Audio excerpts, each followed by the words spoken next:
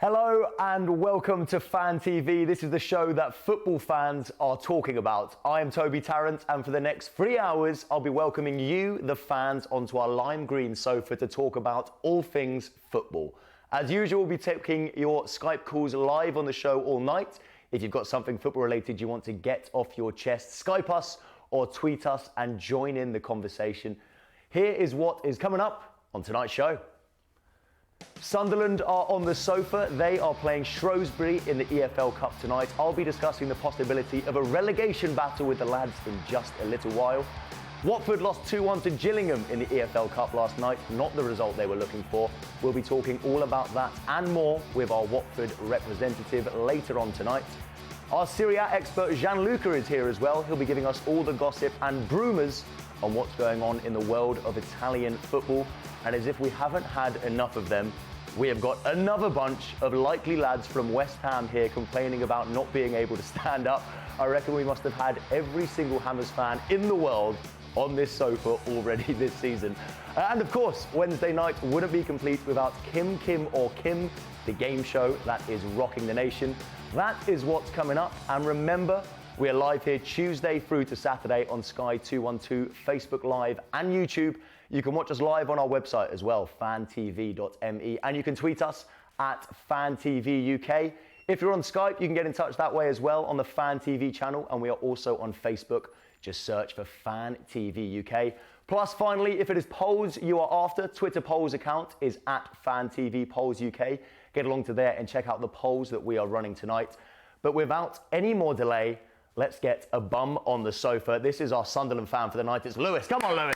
Come on, Lewis. How you doing, man? You all right? How you doing? All right? Thank you for joining us. Thank you. Thank you for joining us, especially as you've got a game on tonight. Appreciate we have, yeah. Shrewsbury Town. Hopefully be the first win of the season. It should be. Yeah, well, I've just seen the team sheet. Looks actually quite good. Starting a young 17-year-old called Joe Lasoro. Yeah. Played very, very good during pre-season, so I think he actually came on for his Premier League debut.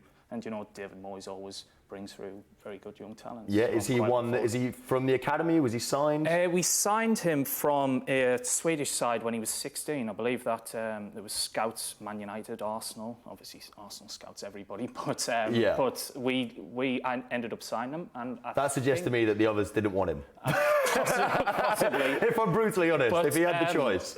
But he played I think we played pre-season against Montpellier. He came on and scored one and assisted one. So where's he playing? He's a striker. He's a striker. So I think this would be a good test for him, which I don't know, can't get any worse than what this side's been doing already. Than it's been so far. Stephen Pienaar starts tonight as well. He does, yeah. I was quite taken back by that signing. I don't know if he can do a job for us, especially in the centre of the park where we are quite thin there. Yeah. I believe Sunderland are trying to sign Jan Mvia, but that's been going on for months now. Yeah. But we have got a lot of injuries in that area. Lee Catamol, Seb Larson as well. So I think he'll do a job, if not just provide us for a little bit of backup and a little bit of depth to our squad. Fair enough. I mean, Stephen Pienaar, 34 years old. He was unregistered to a club at the start of the season. Yeah. Does it not worry you? You're kind of building a Premier League rejects 11 right now. Possibly. I don't know. Maybe Moyes can get the best out of him. I'm trying to see a lot of the positive sides from it. Probably a good idea. But yeah, we're kind of trying to build up a bit of youth as well as the experience. I mean, we signed Paddy McNair from Man United as well as Donald Love. Two under-21s players, which I was surprised we got them for £5.5 million. I mean, you've seen Paddy McNair when he was at Man United under Van Gaal, and I think he did quite well. And hopefully he can do a job for us. Is it a bit of a risk? I mean, is that kind of why someone like Stephen Pienaar is a good signing? Because I think I saw Kevin Kilbane talking about Sunderland. He's worried for you guys this season. He said lack of Premier League experience. Yeah. You look at the team, there's not many people that have made many appearances in the Premier League. Is that the concern? Yes, I think so. And I think just providing that sort of experience with the likes of Jermaine Defoe and John O'Shea can probably make an influence on these youngsters and try to get the best out of them because, I don't know, a bit of camaraderie in the dressing room, try to get the best out of everybody. I mean, it seems like you mentioned them there, Catamol and Larson injured at the minute, but I mean, you've been relying on those players for a while now. Quite a while, yeah. I think Catamol's been 8-9 years now, might be coming up towards his testimonial, which is absolutely shocking to believe. Because I really rated him, and a lot of Sunderland fans have got a very big soft spot for him. I don't know. He does his job and wears his heart on his sleeve. But hopefully, if we can get a couple more transfers through, it should become good. Especially, I think, our defensive midfielder, Jan Kirchhoff. Did you see any of him? Yeah. He's built like me. He's a very, very good signing. Very good. He had an absolute torrid game against Tottenham on his debut. I just remember watching that saying, what have we spent £750,000 on? Yeah. But lo and behold, when we pushed him forward defensive midfield, he was an absolute revelation. Hopefully, when he comes back, maybe that would give us a bit of security behind the back line. He was a big Sam January signing, He was, yeah. The three Ks, as Sam called them, Kirchhoff, Kazri, and Cornea. Thank you for calling them the 3Ks, not KKK. Exactly. By the way. Don't worry. I think that would have been very difficult. A for the first Ofcom complaint 10 minutes into the show. I've said it to my friends down the pub, and they'll go like, "Yeah, we'll not call them that because I think that wouldn't look good in magazines." But they were absolute revelation in January. I think Sam Allardyce says it was his best January transfer that he's ever had. Ever. Yeah, because Cornea cost £5 million, and God forbid we'll keep hold of him. Well, I mean, let's talk about Lamine Kone. Can't really ignore the elephant in the room at the minute. I mean, so David Moyes has banished him from the club. He hasn't been banished. David Moyes said in an interview yesterday that he's due back for I think physiotherapy because he's got a back injury. However, it is a bit difficult when you think that he's rejected the highest contract that Sunderland have had to offer anybody at the club. I think it was region of £70,000. And I don't know, he was such an asset, it would be very, very difficult to see him go. However, if his heart's not in it, I think there's only one option. That's it. I mean, in this day and age, can you keep a player that doesn't want to play for you anymore? It doesn't seem that you can anymore. It's not very good for morale. So I don't know if we can get somebody in the 8 days. I think it's 8 days or less than 8 days for the transfer window ends. And he was such an influence. But if he's not really playing as well as he was in January, I can't see any other option but to sell him. I mean, you've rejected £18 million already. You don't know how many more bids you're going to get in before the end. Well, I was just saying to the guys, I'm just hoping that obviously the transfer rumour of Joe Hart going to Everton, because obviously they need a keeper, hope they splooge all of their money on that so that they don't sign Cornea. Yeah. But I don't know, that's just wishful thinking from me. His back injury. Yeah. You say he's coming back in for physio on his back injury, but that back injury is very suspicious, isn't exactly. it? I mean, the timing of it was unbelievable, but I don't know. Maybe they're just trying to save face by saying it's a back injury. But I don't know. In his interviews, David Moyes has been very straight shooting, seeing what's happened. I don't know. Managers seem to kind of cast a shadow over what's actually happening, but he's come out and said that obviously he's rejected the contract, we've received this, and he's been very upfront in interviews, which is quite rare for managers. Yeah, quite refreshing. It is, but I'm just hoping all of that is the truth, and obviously he does have a back injury. Otherwise he's just going in there getting a massage on a non-existent injury. I know. You talked about Kone potentially going out. You also talked about the need for more players in. Are you expecting to see much before the window's over? I believe that it was just announced on Sky a few hours ago that Manquillo, the former Liverpool player, is in North East, which is quite good. I mean, he was at Marseille last year on loan from Atletico, and I'd seen quite a few Marseille fans on Twitter, and they really, really rated him last season. So I don't know whether it's just the French league he played particularly well, and obviously had a torrid time in the Premier League. Liverpool sent him back from his loan very early on. Yeah. But I think we do need that cover at right back. We've been playing Donald Love right back, who he's good, but I think he needs a little bit more experience. He hasn't had much game time. I think he had 1 or 2 appearances for Man United, obviously when they had injuries last year. But we do need Billy Jones. I don't think's up to scratch. Yeah. He didn't have a particularly good pre-season either because we didn't have anybody there. And annoyingly, the player that I would like in DeAndre Yedlin. He's going to Newcastle. your rivals. Exactly. That's got to hurt, isn't it? That really stings. Especially as they're in the Championship as well. That's got to hurt. Yeah, but I don't know whether it was a Sam Allardyce signing. David Moyes might not want him, but a lot of Sunderland fans were calling for him to come back. But, really? Yeah. I don't know. In Moyes, we trust. We'll come back to that. We have got a Skype caller on the line, a Man City fan. I think it's Roger. You there, Roger? Yes, I'm here. Hello, mate. We can hear you loud and clear. Looking very well, Roger. How you doing, mate? All right? Yes, I'm good. How are you? What on earth is that thing hanging in the background? Can you work out what that is? I have no idea. Is that a Barcelona shirt? Is it a Barcelona? Yeah, that's a really, really old Barcelona shirt, yeah. So you're a fair weather fan. If City aren't doing well, you just jump over it? No, not really. That was, I think, one of the first kits I got when I was a kid, so... fair enough. We'll forgive you that. We have a Sunderland fan on the sofa with us as well. First game of the season. It was, yeah. First game of the season. Bit of a heartbreaker, was it, from the Sunderland perspective? Yeah, 2-1. I thought we defended. We were on the back foot for a lot of the game, but and we didn't have a very good squad. But I don't know, Jermaine Defoe, 2-1, scored that goal, and last minute, I think it was always coming, that second goal when I was watching it. But I don't know. How do you feel as a Man City fan? I mean, as you rightly said, when Defoe scored the 1-1, I think it was a little bit coming because we didn't really play, the ball forward. We were just, passing the ball about and just, basically not doing anything. And when Defoe scored the 1-1, I thought you had a really good chance if you, would have gone for it, maybe scoring even the 2-1. Obviously, having all the possession whole game, it was I think ridiculous. I think it was something like 85%. Yeah. But then again, Burnley's done it with 13% to win 2-0. Thanks for mentioning that. Cheers. I'd like to mention that my team's lost over the weekend. In the end, it was a fair result because I think most of the game Man City had the better chances. They were going for it, and obviously Moyes, when he brought in Paddy Magna, a defensive player, I thought was a little bit of a strong decision to take off Defoe because he was the only threat really for Sunderland all game. But I think in the end it was a fair result and. I think Sunderland done well as well.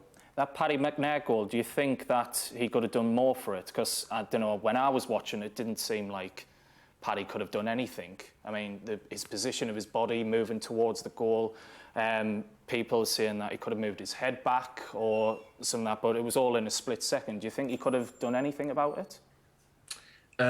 The only mistake, as I think Rio Ferdinand pointed out after the game, that as a defender, when you face the goal, it's always really hard to defend. Mm-hmm. So you always, try and have your back to the goal. But I think, everything happened in split seconds. And, I hear Nacho missed the first ball and then, Delve was behind him. So I think it would have been a goal anyway. But as I said, maybe his mistake was that he was facing the goal instead of obviously defending with his back to the goal.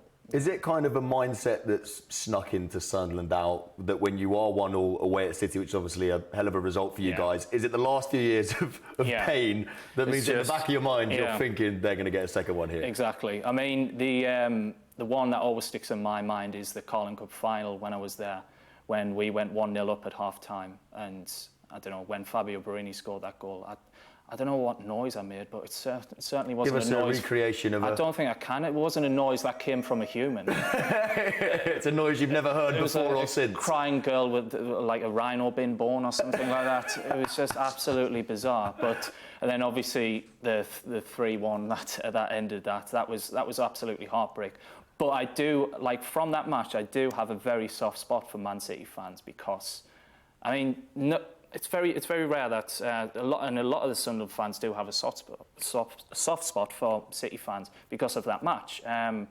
When we got beat, you were applauding us, and a lot of the fans. I think there was one occasion where, whenever you go to a cup final match, especially at Wembley, a lot of the pubs get split off. So you'll see the light blue flags for City and the red flags for Sunderland.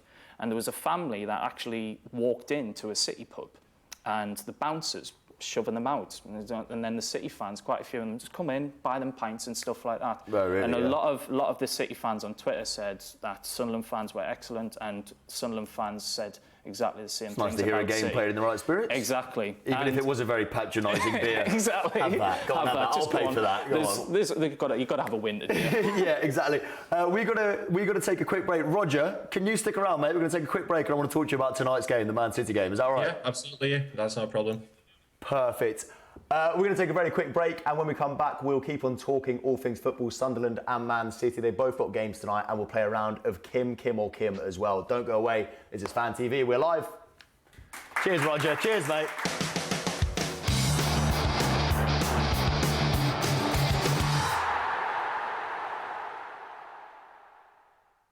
Get even more with the Sky Sports Bundle.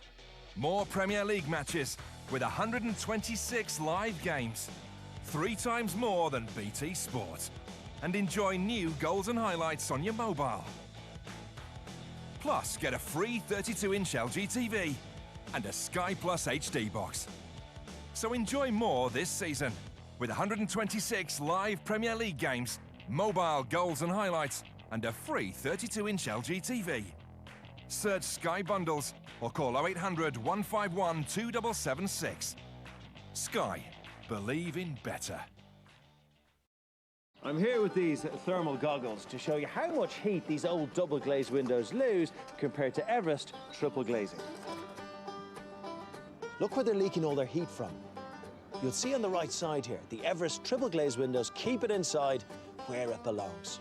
That's because their 5-chamber profile and extra pane of glass help make them Everest's warmest window ever.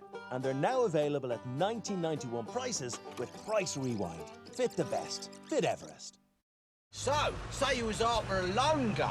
There ought to be this one fantastic, clever website where you can check out a load of options all together in one place. So you know you was getting a really straight deal. Be well fantastic. Go compare. Oh!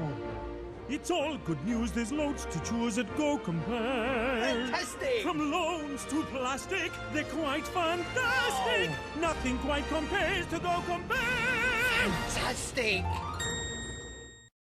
Engaging conversations and a shot at finding the one. That's why I'm on Elite Singles. EliteSingles.co.uk for single professionals.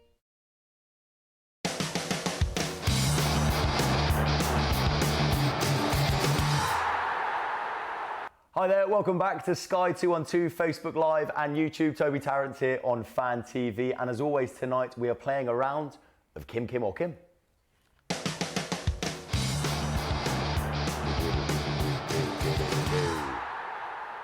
Right, if you don't know how this works by now, then I don't know where you have been. But Kim or Kim is a simple game, okay? Out of those 3 Kims, Kim Kardashian, Kim Jong-un or Kim Kallstrom, I want you to tell me, okay, one of them replaced Pontus Wernbloom at his job, okay? One of Kim Kardashian, Kim Jong-un or Kim Kallstrom replaced Pontus Wernbloom at a job. It's a hell of a name, Pontus Wernbloom, isn't it?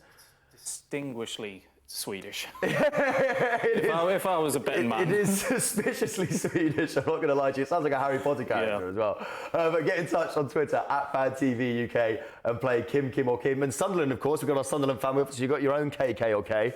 We have Kazri, Kirchhoff and Konya. Yeah, we might turn that into a feature as well. We don't know if we have the budget for both. Yeah, well, if one gets sold, then you can do whatever. Roger, are you still with us at the moment? You're a picture of Kim Jong-un. Of course. Oh, I can hear you. There you are, mate. Oh, you've moved. What? Is this a tour of the house? Yeah, because the light wasn't on a little bit, so I just moved a little bit. Fair enough. Well, we've got your good side now, so thanks for that.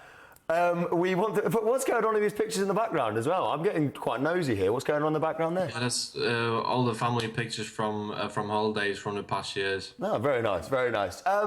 For the break, I want to talk to you about you're playing tonight. Obviously, Sunderland are playing Shrewsbury in the big tie. But also, there's a Champions League going on, which, Champions League, Joe Hart is starting? Yes, he is. Is that a shock? It's a shock to us. Yeah.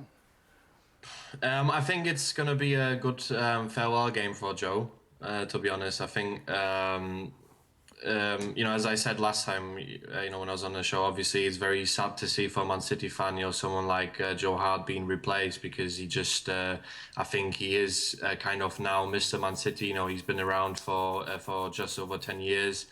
And he always, shown, that passion and always applauded the fans, always came around to the fans. I mean, a lot of the away games when we actually lost, best example when we actually lost them in Sunderland 2 years ago, 1-0 when Bardsley scored the goal. And no one from the City fans came round, but it was only Joe Hart who came round to applaud. So he's like a fan's favourite, to be honest. Yeah, I mean, is that to do with, is he kind of one of the last links that the fans have to the players? So you've got all this money now, Yaya Touré's picking up 250 grand a week. Is he one of the few players that's kind of before the money really took over? He's a lad from Shrewsbury originally. Do you like that side of him? Yes, obviously I like it, and I mean I like that side from James Milner as well, because he was one of the guys who was always always running on the pitch, always moving, always trying to do something. Obviously his his footballing ability is a little bit limited. When you compare it to to others, but he always done well. He always shown passion, and I think, as you rightly said, I think Joe Hart is like one of the last players who's like kind of one of the lads, as you would say, and always there for you. You're 5-0 up going into this leg. I'm gonna throw it out there. I reckon you're gonna go through tonight. That's a Fan TV exclusive, by the way. That's come straight from the lion's mouth. Well, I'll put a cheeky quid on just in case. Bit of a pointless exercise. Is Joe Hart just going to lean on the post and let 6 in? What's he got to give tonight? I think especially for him, it's going to be important for him, to say goodbye to the fans and do it with a good display. And I think, obviously Claudio Bravo, being in Manchester already, I think they're going to have him a couple of times, on the camera tonight, because I guess he's going to be in the stadium. But I think, for Joe, it's going to be important for him, to obviously, say goodbye to the fans and show his ability. This is actually a genuine Fan TV exclusive, this one. We spoke to a journalist in the week who will go unnamed, but he told us that he thinks that Joe Hart had a bit of a falling out with some of the press during the Euros behind the scenes, and they basically have ganged up on him since then, put him in the papers a lot, and there's a theory that Guardiola hates his players being in the press. He wants them to keep a completely low profile. There's a rumour going around that the press have kind of nailed Joe Hart to the wall a bit because he had a falling out with them at the Euros. Or do you think this is more likely Guardiola stamping his authority on the team and making a footballing decision that Joe Hart's not very good with his feet? I think, when you see in the past, I think, that is a really, really exclusive rumour, I would say, because, Joe Hart's never been in the papers a lot, maybe because of his Head and Shoulders advert, but... not really a hell of a lot because he had problems or something. I think, Guardiola, I think he was, watching the Euros, he was watching, the games last season, and there were a couple of, obviously you have to say, mistakes that Joe Hart's done, especially against Iceland. And then, obviously Guardiola likes his keepers, to pass the ball, to distribute the ball, to be the first man on the ball, to get the centre-backs out. And I think obviously when you just compare the stats, I think in the past season, Claudio Bravo had 900 short passes and Joe Hart had around 400 or 500. And the pass completion of both, I think Bravo's was above 80% and Hart's was 49%. So, I mean, just on these stats, you can see that, Joe Hart is not a Guardiola player. Do you not think that's just because of the way that Claudio Bravo's team play, i.e. Barcelona and City haven't really been playing like that? No, I don't really think that, because obviously if you played at 400 passes, you would at least expect, from your goalkeeper to have like around, 70 or 80%. And also sometimes when Joe Hart was pressurized, when he had the ball, he kicked the ball like just somewhere or, kicked the ball out. And I think, that's the most crucial part to Guardiola's game, that the goalkeeper is calm on the ball. And obviously calms the game down as well. At what point, though, and you might have an opinion on this as well, at what point do you want your goalkeeper to be a goalkeeper? There's a lot of obsession now with passing out from the back and stuff. But Claudio Bravo, he's 6 foot tall, which comparatively for a goalkeeper, I mean, you've had Constel Pantilimon in goal. Exactly. Comparatively for a goalkeeper, quite short. In the Premier League, we saw De Gea struggle when he first came. You're going to get teams that just put the ball under your crossbar and give a striker the challenge. At what point do you want a goalkeeper that's going to be better at that stuff than kicking? Exactly. I mean, you would expect most goalkeepers to make the saves and just do distribution. If it's not a throw out wide, then just up top, clear your lines. It seems to be the be all and end all for Guardiola, but I think it's a bonus if the goalkeeper kick. I mean, I'll give you an example. You had Simon Mignolet, Player of the Year, I think, up there. He did really well at Sunderland. You know, he's come to Liverpool. A lot of people saying, "Oh, it's distribution and stuff," but his shot stopping's actually quite good. Unbelievable. Yeah, his shot stopping's good. So, I mean, at what point do you want your goalkeeper to be a goalkeeper? See, that's a tricky part. I think it always depends on your manager how he wants to play, and I think you see with clubs like Barcelona, Real Madrid, Bayern Munich, they all have goalkeepers that are incredibly good on the ball. I mean, you look at Navas, you look at Bravo, you look at Ter Stegen, at Neuer. They all have like really good passing and always calm on the ball. So. But then again, obviously, when you have a team like Sunderland, you don't play the ball out, from the back. You need a really strong goalkeeper, and I mean, they've got a world-class goalkeeper from Man City in Pantilimon. So. But joking aside, I think, it depends. Bit harsh, I love that. He was just nodding in agreement, going, he's he's right. And he plays for Watford now. Sorry, go for it. There was an interesting stat the other day that I seen that I think since Joe Hart's debut, was it 2008 or something like that? 2008, he sits on 14th, on percentage of shots saved in all goalkeepers. Oh, really? Yeah. So I think Vito Benone is above him. So really? I think this is a stat that might concern Man City fans as well. Which was it Mark Hughes dropped him? Yeah. And he was a shadow to Shea Given. Is he also taking a huge risk here, Guardiola, though, in the fact that he's made a big statement here getting rid of Joe Hart, like you say, fan favourite. If Claudio Bravo comes in and does struggle, and Guardiola's first move as Man City manager, first big bold move was to get rid of Joe Hart, and in January he's struggling, that could be a huge backfire, couldn't it? Well, to be honest, I was thinking about that, but then again, when you look in the forums and stuff like that, and you speak to people, I think that most of the people have so much faith in Guardiola that it's not going to be a big part in the future. Obviously, with some of the fans, it might be, and I totally agree. But I think most of the fans, they're just excited to have a manager like Guardiola at the club, and obviously with the new badge, and it's like a new beginning for everyone.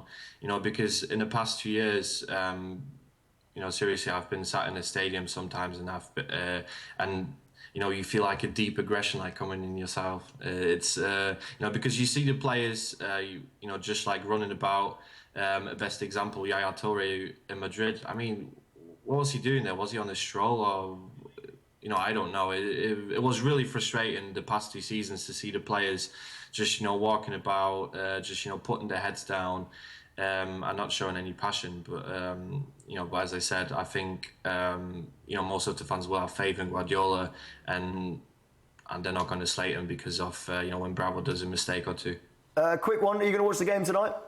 Yes, of course, yeah. Yeah, can we give you a call later on? Actually, we might get you back on just to give us a bit of a review at the end of the 90. Is that doable? Yeah, absolutely, yeah. Yeah, that's perfect, mate. Roger, we're going to let you go now. We might give you a call later on if that's all right. Cheers for joining us, mate. No worries. Good luck tonight. I don't think you need it. Complaining about Yaya Toure, it's all right for some, isn't it? Yeah, exactly. I mean, I would have him at Sunderland. I don't know what wage would give him, but exactly, and whether he wants to go. Exactly. We're going to take another quick break, but Joe Hart, we're talking about there, struggled a bit at the Euros. He wasn't the only one. Another man who didn't have a great Euros was, of course, the boss, Roy Hodgson. And we were talking earlier at Fan TV about the fact that, has anyone seen or heard from Roy Hodgson since the Euros ended? He's gone into hiding. We do think he has been spotted for the first time since the Euros. We've got a picture of Roy Hodgson on the tube. There it is. There he is. Looking good there, Roy. Look at that. That's beautiful. In the skies. There he is, sporting a new wig. So what we want you to do is you want you to get in touch over the course of the night. We're playing a game called Where's Wally Woy tonight, okay? If you have spotted Roy Hodgson anywhere, is he on his holes? What is he up to? We want to know where on earth is Roy Hodgson. Here it is behind me again, looking good, Roy. That actually does look like Roy Hodgson. Oh, I don't know whether he just went to a disco after the Euros or something. Did he just have a midlife crisis after the Euros? Well, that's the only time that anyone has spotted Roy Hodgson since the Euros. If you've seen him, then please get in touch on Twitter @FanTVUK and let us know where you've seen him. In the meantime, don't go away. We're going to take a quick break. We're still live on Sky 212, Facebook and YouTube. This is Fan TV. Don't go away. That's amazing. That's amazing.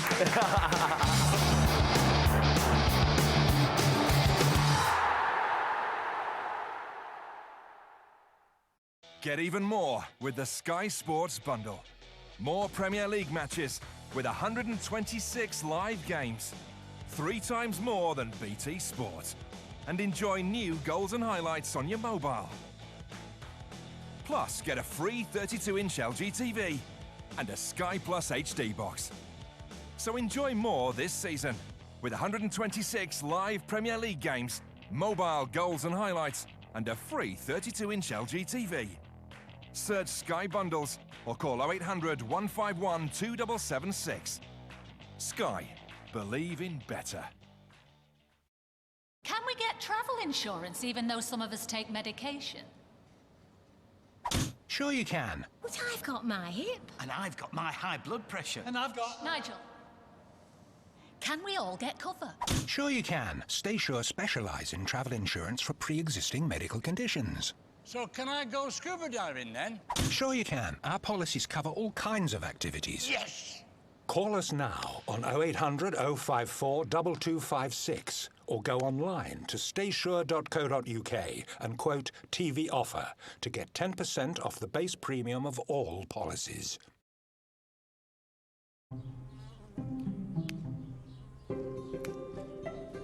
Growing strawberries is about patience and choosing your moment.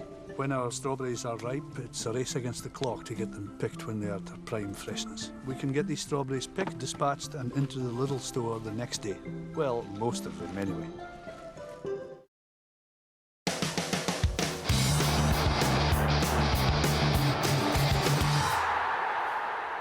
Welcome back to Fan TV. Please keep getting involved on Twitter @FanTVUK. And remember, we're playing Where's Wally Woy tonight. If you've seen Roy Hodgson since the Euros, we want to know where you have seen him. We've still got our Sunderland fan Lewis with us, but right now, our Italian football expert, a fan of the show and a friend of the show, Gianluca's with us.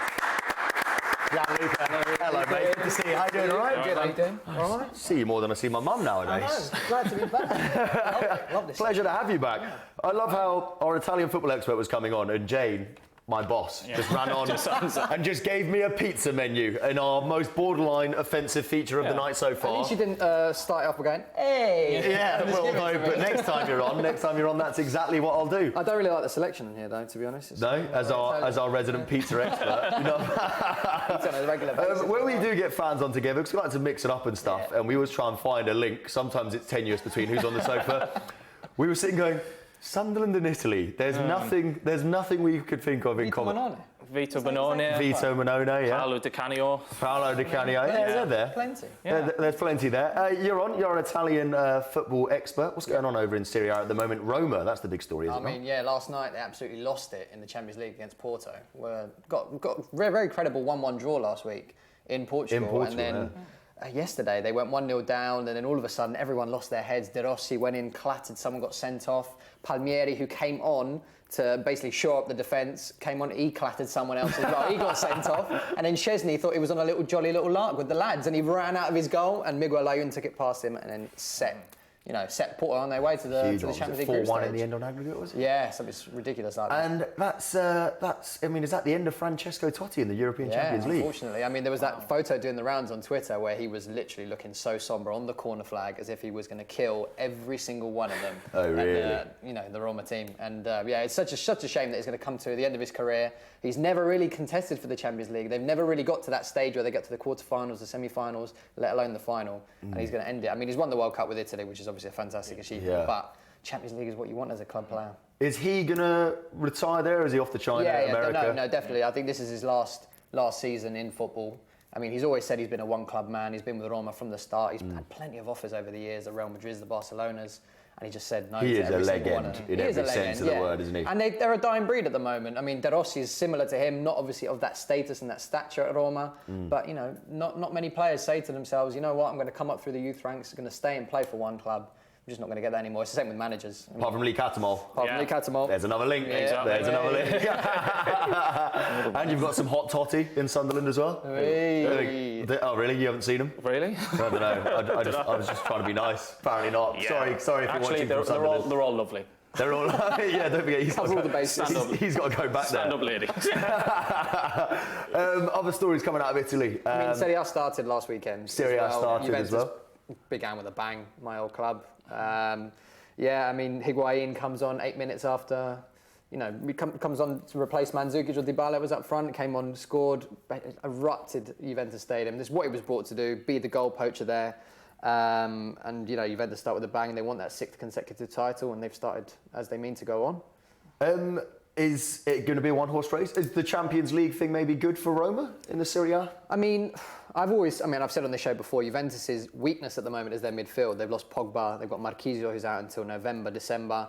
They haven't really brought anyone in there apart from Miralem Pjanic, and he's not going to be the guy that sort of, I mean, he'll set the tempo for that team, but he won't be doing the dirty work, winning balls and everything.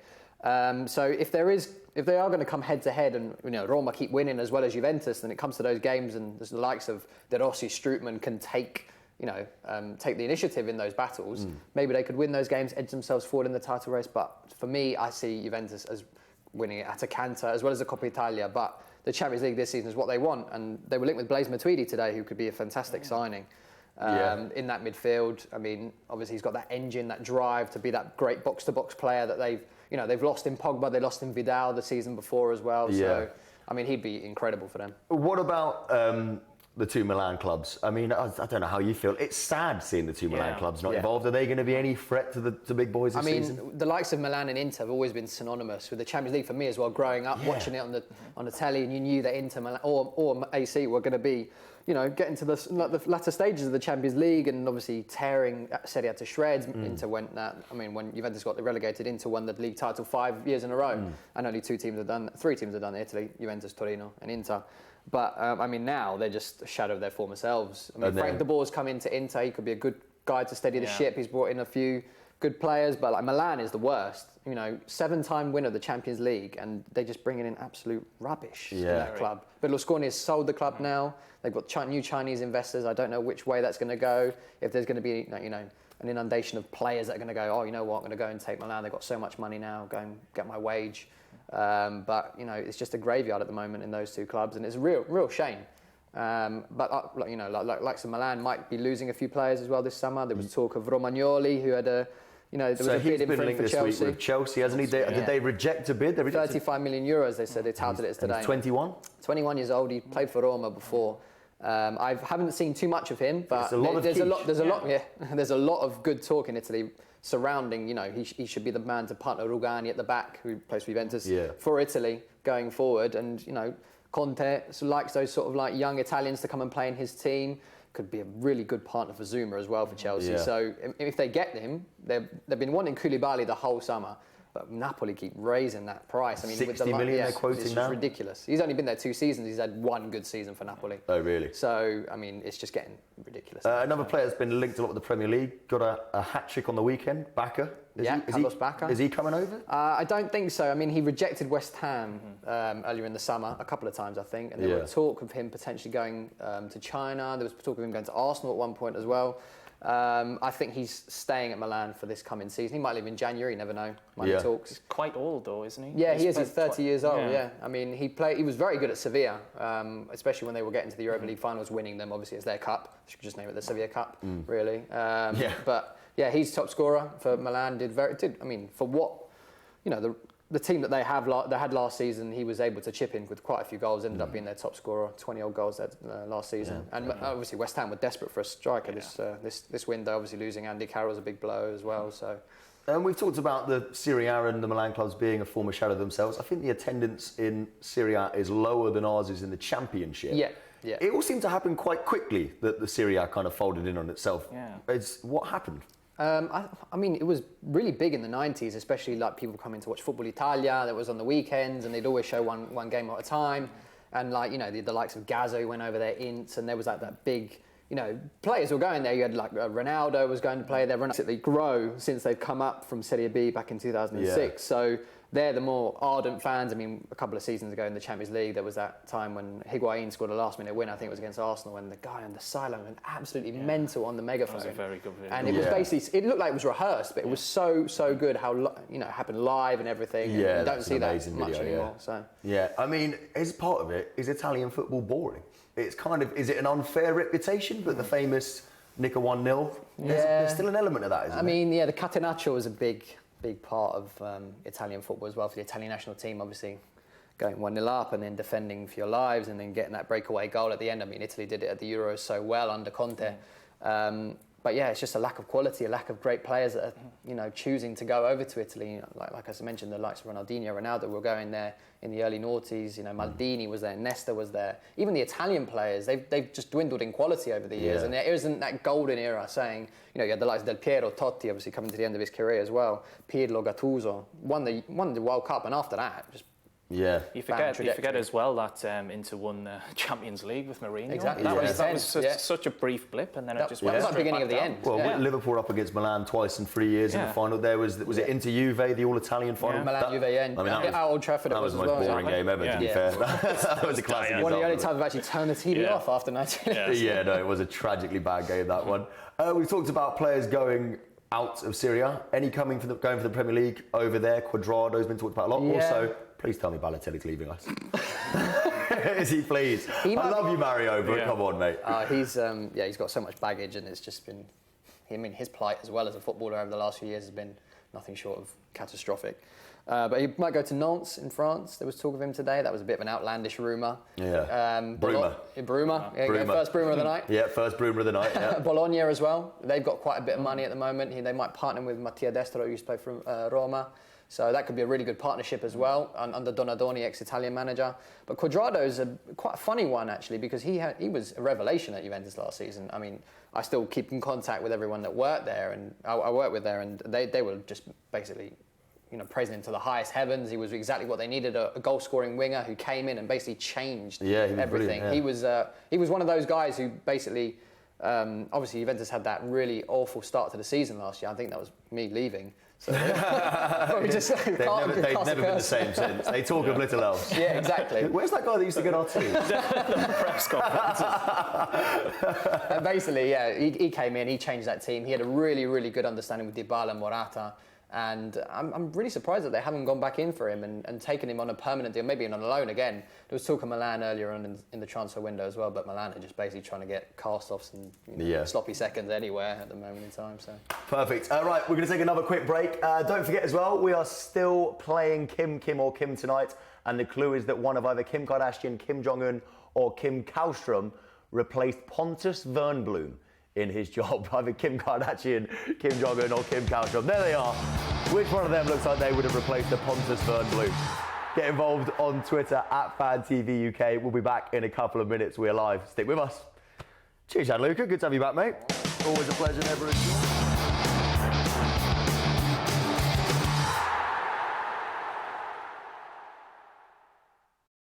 Right now, there's an amazing deal on super reliable BT broadband. Join today and get a massive 67% discount. It's £5 a month and a 12-month contract. You'll get a super reliable Wi-Fi connection, and when you're out and about, you can connect into the UK's largest Wi-Fi network for free. You can also get a £75 BT reward card when you sign up online by the 4th of August. Get BT broadband for £5 a month and on a 12-month contract. For new joiners discounts, call 0800 800 950 or visit bt.com/deals. How How would you like access to over 1,200 pounds of fitness programming free? Hi, my name is Carl Deichler, and I'm the CEO of Beachbody. You've probably seen our fitness solutions on TV like P90X and 21 Day Fix. And now you can stream our digital library of fitness programs right to your computer, tablet, or smartphone free for 30 days. Just go to bod30.co.uk and get started losing weight fast. That's bod30.co.uk, and I'll see you online. Get even more with the Sky Sports Bundle. More Premier League matches with 126 live games. 3 times more than BT Sport. And enjoy new goals and highlights on your mobile. Plus, get a free 32-inch LG TV and a Sky Plus HD box. So enjoy more this season with 126 live Premier League games, mobile goals and highlights, and a free 32-inch LG TV. Search Sky Bundles or call 0800 151 2776. Sky. Believe in better.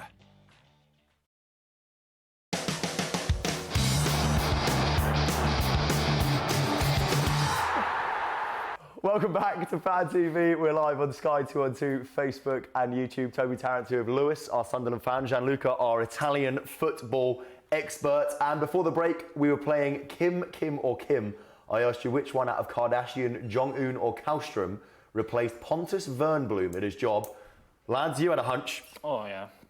Distinctively Swedish. Called it straight away. Yeah. You called it straight away as well. I think we all did. Yeah, no, he got it straight away as well, to be fair.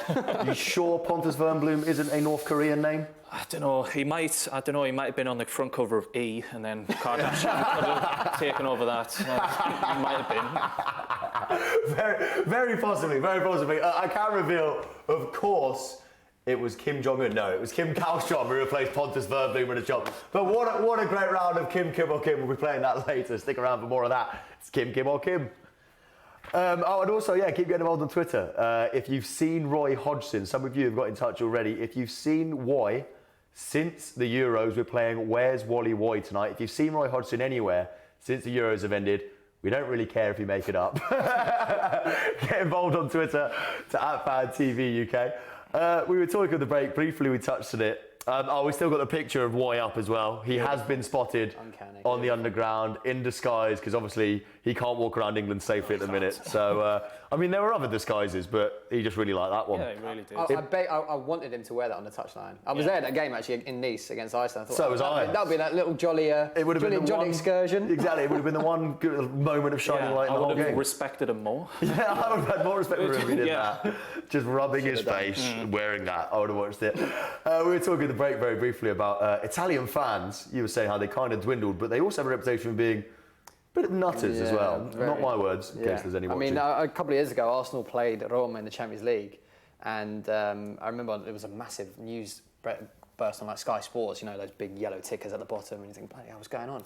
And apparently a Roma fan got into the Arsenal bus with a knife. And he just, not the players, it was all the fans. Yeah. And it just basically, he'd taken them hostage in a way. And it was, obviously they got let off because there's places of Rome that a lot of people, especially with tourists, when they tell them not to go around there. Oh, really? And obviously the Arsenal fans went there. Jeez, well, if you're watching Roma fan, don't get angry at us. Also talking about my favourite song I've ever heard was when Scotland beat Italy. What was it? It was a Euros qualifier, World Cup qualifier in the Stadio Olimpico. Yeah. And Kenny Miller scored. I can't remember which one it was. Kenny Miller scored. And the Italian fans are basically outside wanting blood. Yeah. They were not happy with Scotland for beating them in their own turf, right? The police have formed this cordon around all the Scotland fans, being like, stay with us for a bit. It's not safe to go out yet. All the Scotland fans not helping the situation at all, singing, "Deep fry your pizzas. We're gonna deep fry your pizzas." Best football song I've ever heard. One of the worst things to do to an Italian, to be honest. Yeah, I was at the Euro match because England did so well. Yes. I was supposedly going to the winner of England's group, but they performed terrifically. So then, as an English fan, going to watch Wales Northern Ireland wasn't the most exciting when they were chanting back saying "You're English in disguise." You're sat in the middle. But obviously the Will Grigg chant was huge over there. Yeah. But I remember a lot of Welsh fans, because he didn't play a minute of the game and of any match in the Euros, the Wales fans in the fan zone after were chanting, Your defence is terrified. Will Griggs got splinters, which I thought was terrific because he just sat on the bench for that long. I thought that was brilliant. And speaking of the Roma fan getting on that bus as well, I remember I went to Reading Aston Villa, which was a glamorous night, as you can imagine. I went to Reading Aston Villa, and it was just after the Togo bus had been shot at. Wow. And Mohamed Salifou was on the bus, who played for Aston Villa, never really got in the team, but from Togo, obviously. And I walked past the Villa fans, and they're all queuing for their buses after the game. I think they just beaten us as well, actually, at Reading. And all the fans were singing, Mohamed Salifou, bulletproof. No way. It'd been about 5 days since the incident, and I was like, fair play, that's a quick fair enough. Do you think we've got script writers? Yeah, exactly. Put that one down for later. The South Park writers, they got them ready in about 2 days. Let's go back to Sunderland while we got you here. Yep. Sorry to go back to Sunderland. No points from the season so far in the Premier League. Sorry to bring that up as well. Yep. Only one less than Arsenal, to be honest. Only one less than Arsenal. Not doing that bad. But you're not surprised about this lack of points in August? No, I'm not. I was reading a stat the other day. I don't think Sunderland have won a game in August in the Premier League since 2010. It's not great, is it? Quite a scary quite stat. Startling, yeah. I mean, we've talked about. I mean, if you could talk about Arsenal being Groundhog Day every season at the minute, Sunderland is Groundhog Day. So it's horrible start. Sack the manager. Get a guy in. January time, signing for players, stay up. It's been like that. Steve Bruce, Martin O'Neill, Paolo Di Canio, Poirier, Dick Advocat, and then Sam Allardyce, and now David Moyes. It's just been, it's constant like that. I don't know whether Sunderland, it just hurts. It ages you. I think Sunderland fans should get a season ticket. How old are you? You're like 15? Yeah. It was me sweet 16, actually. No, I think Sunderland season tickets should come with, do you know how they've got the health things on the pack of cigarettes? Warning, as a Sunderland fan, it will age you. Because it's a roller coaster of emotions from start to finish. I don't know, it's a very exciting season, but you just get to the end of the season and go, oh, thank God. Yeah, but do you want mid-table mediocrity? No, yes. Well, come on. I can speak for a lot of Sunderland fans, and all we want is a little bit stability, and that's what we thought we were going to have with Sam Allardyce. And at the beginning of the season, obviously, he went off to England, and you don't blame him. A lot of Sunderland fans don't blame him for that. The biggest job in the land, according to him, and according to a lot of fans. But the fact is, though, that David Moyes has got like the Premier League win ingrained in his. I think he's got the 4th highest win percentage in the Premier League. He seems like a very safe belt and braces appointment, a clever, shrewd appointment by Sunderland. I think it's a great appointment by Sunderland, to be honest. I mean, obviously slow starters, and it's quite weird how Arsenal's and Sunderland's, seasons dovetail in a way. They mirror each other, start really badly, do all right in the middle, then got a little bit of a plight, and then do all right at the end. But I mean, I think he's very good. He's done made quite a few astute signings, and then obviously last season, like you mentioned, the Kones and the Kazris and things like that. They're great players.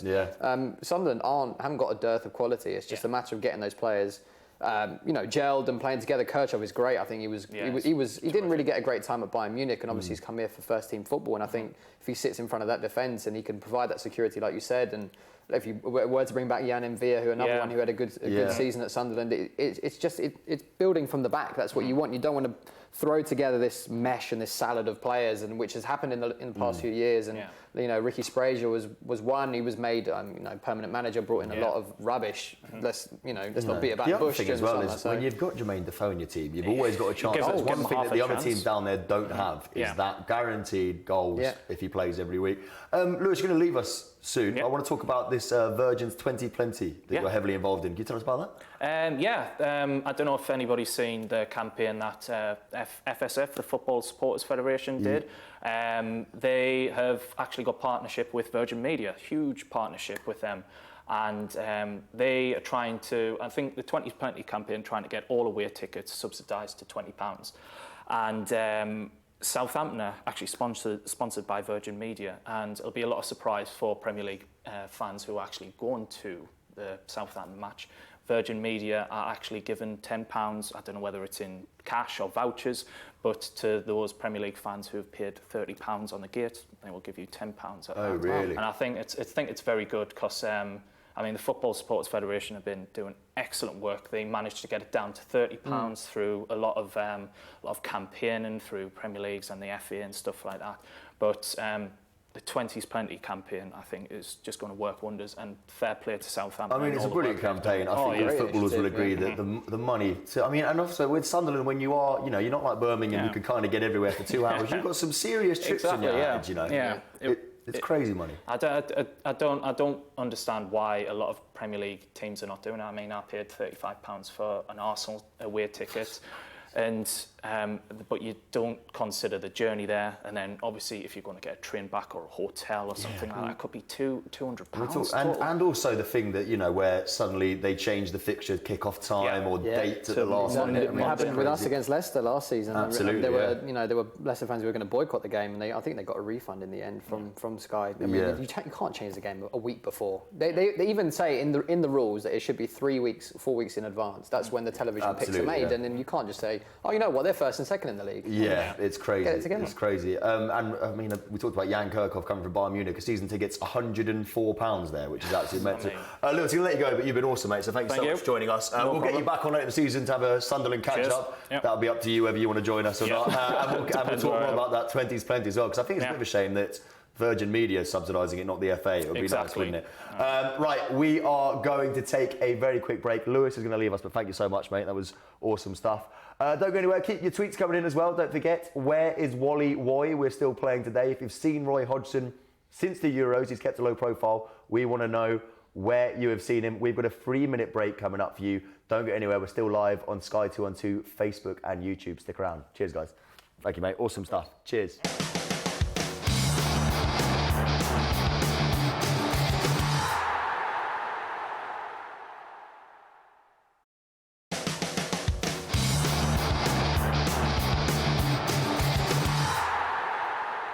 Hi there, welcome back to Fan TV. Toby Tarrant here. We've still got 2 hours left and loads more coming up on the show as well. Last night, Watford lost 2-1 to Gillingham in the EFL Cup.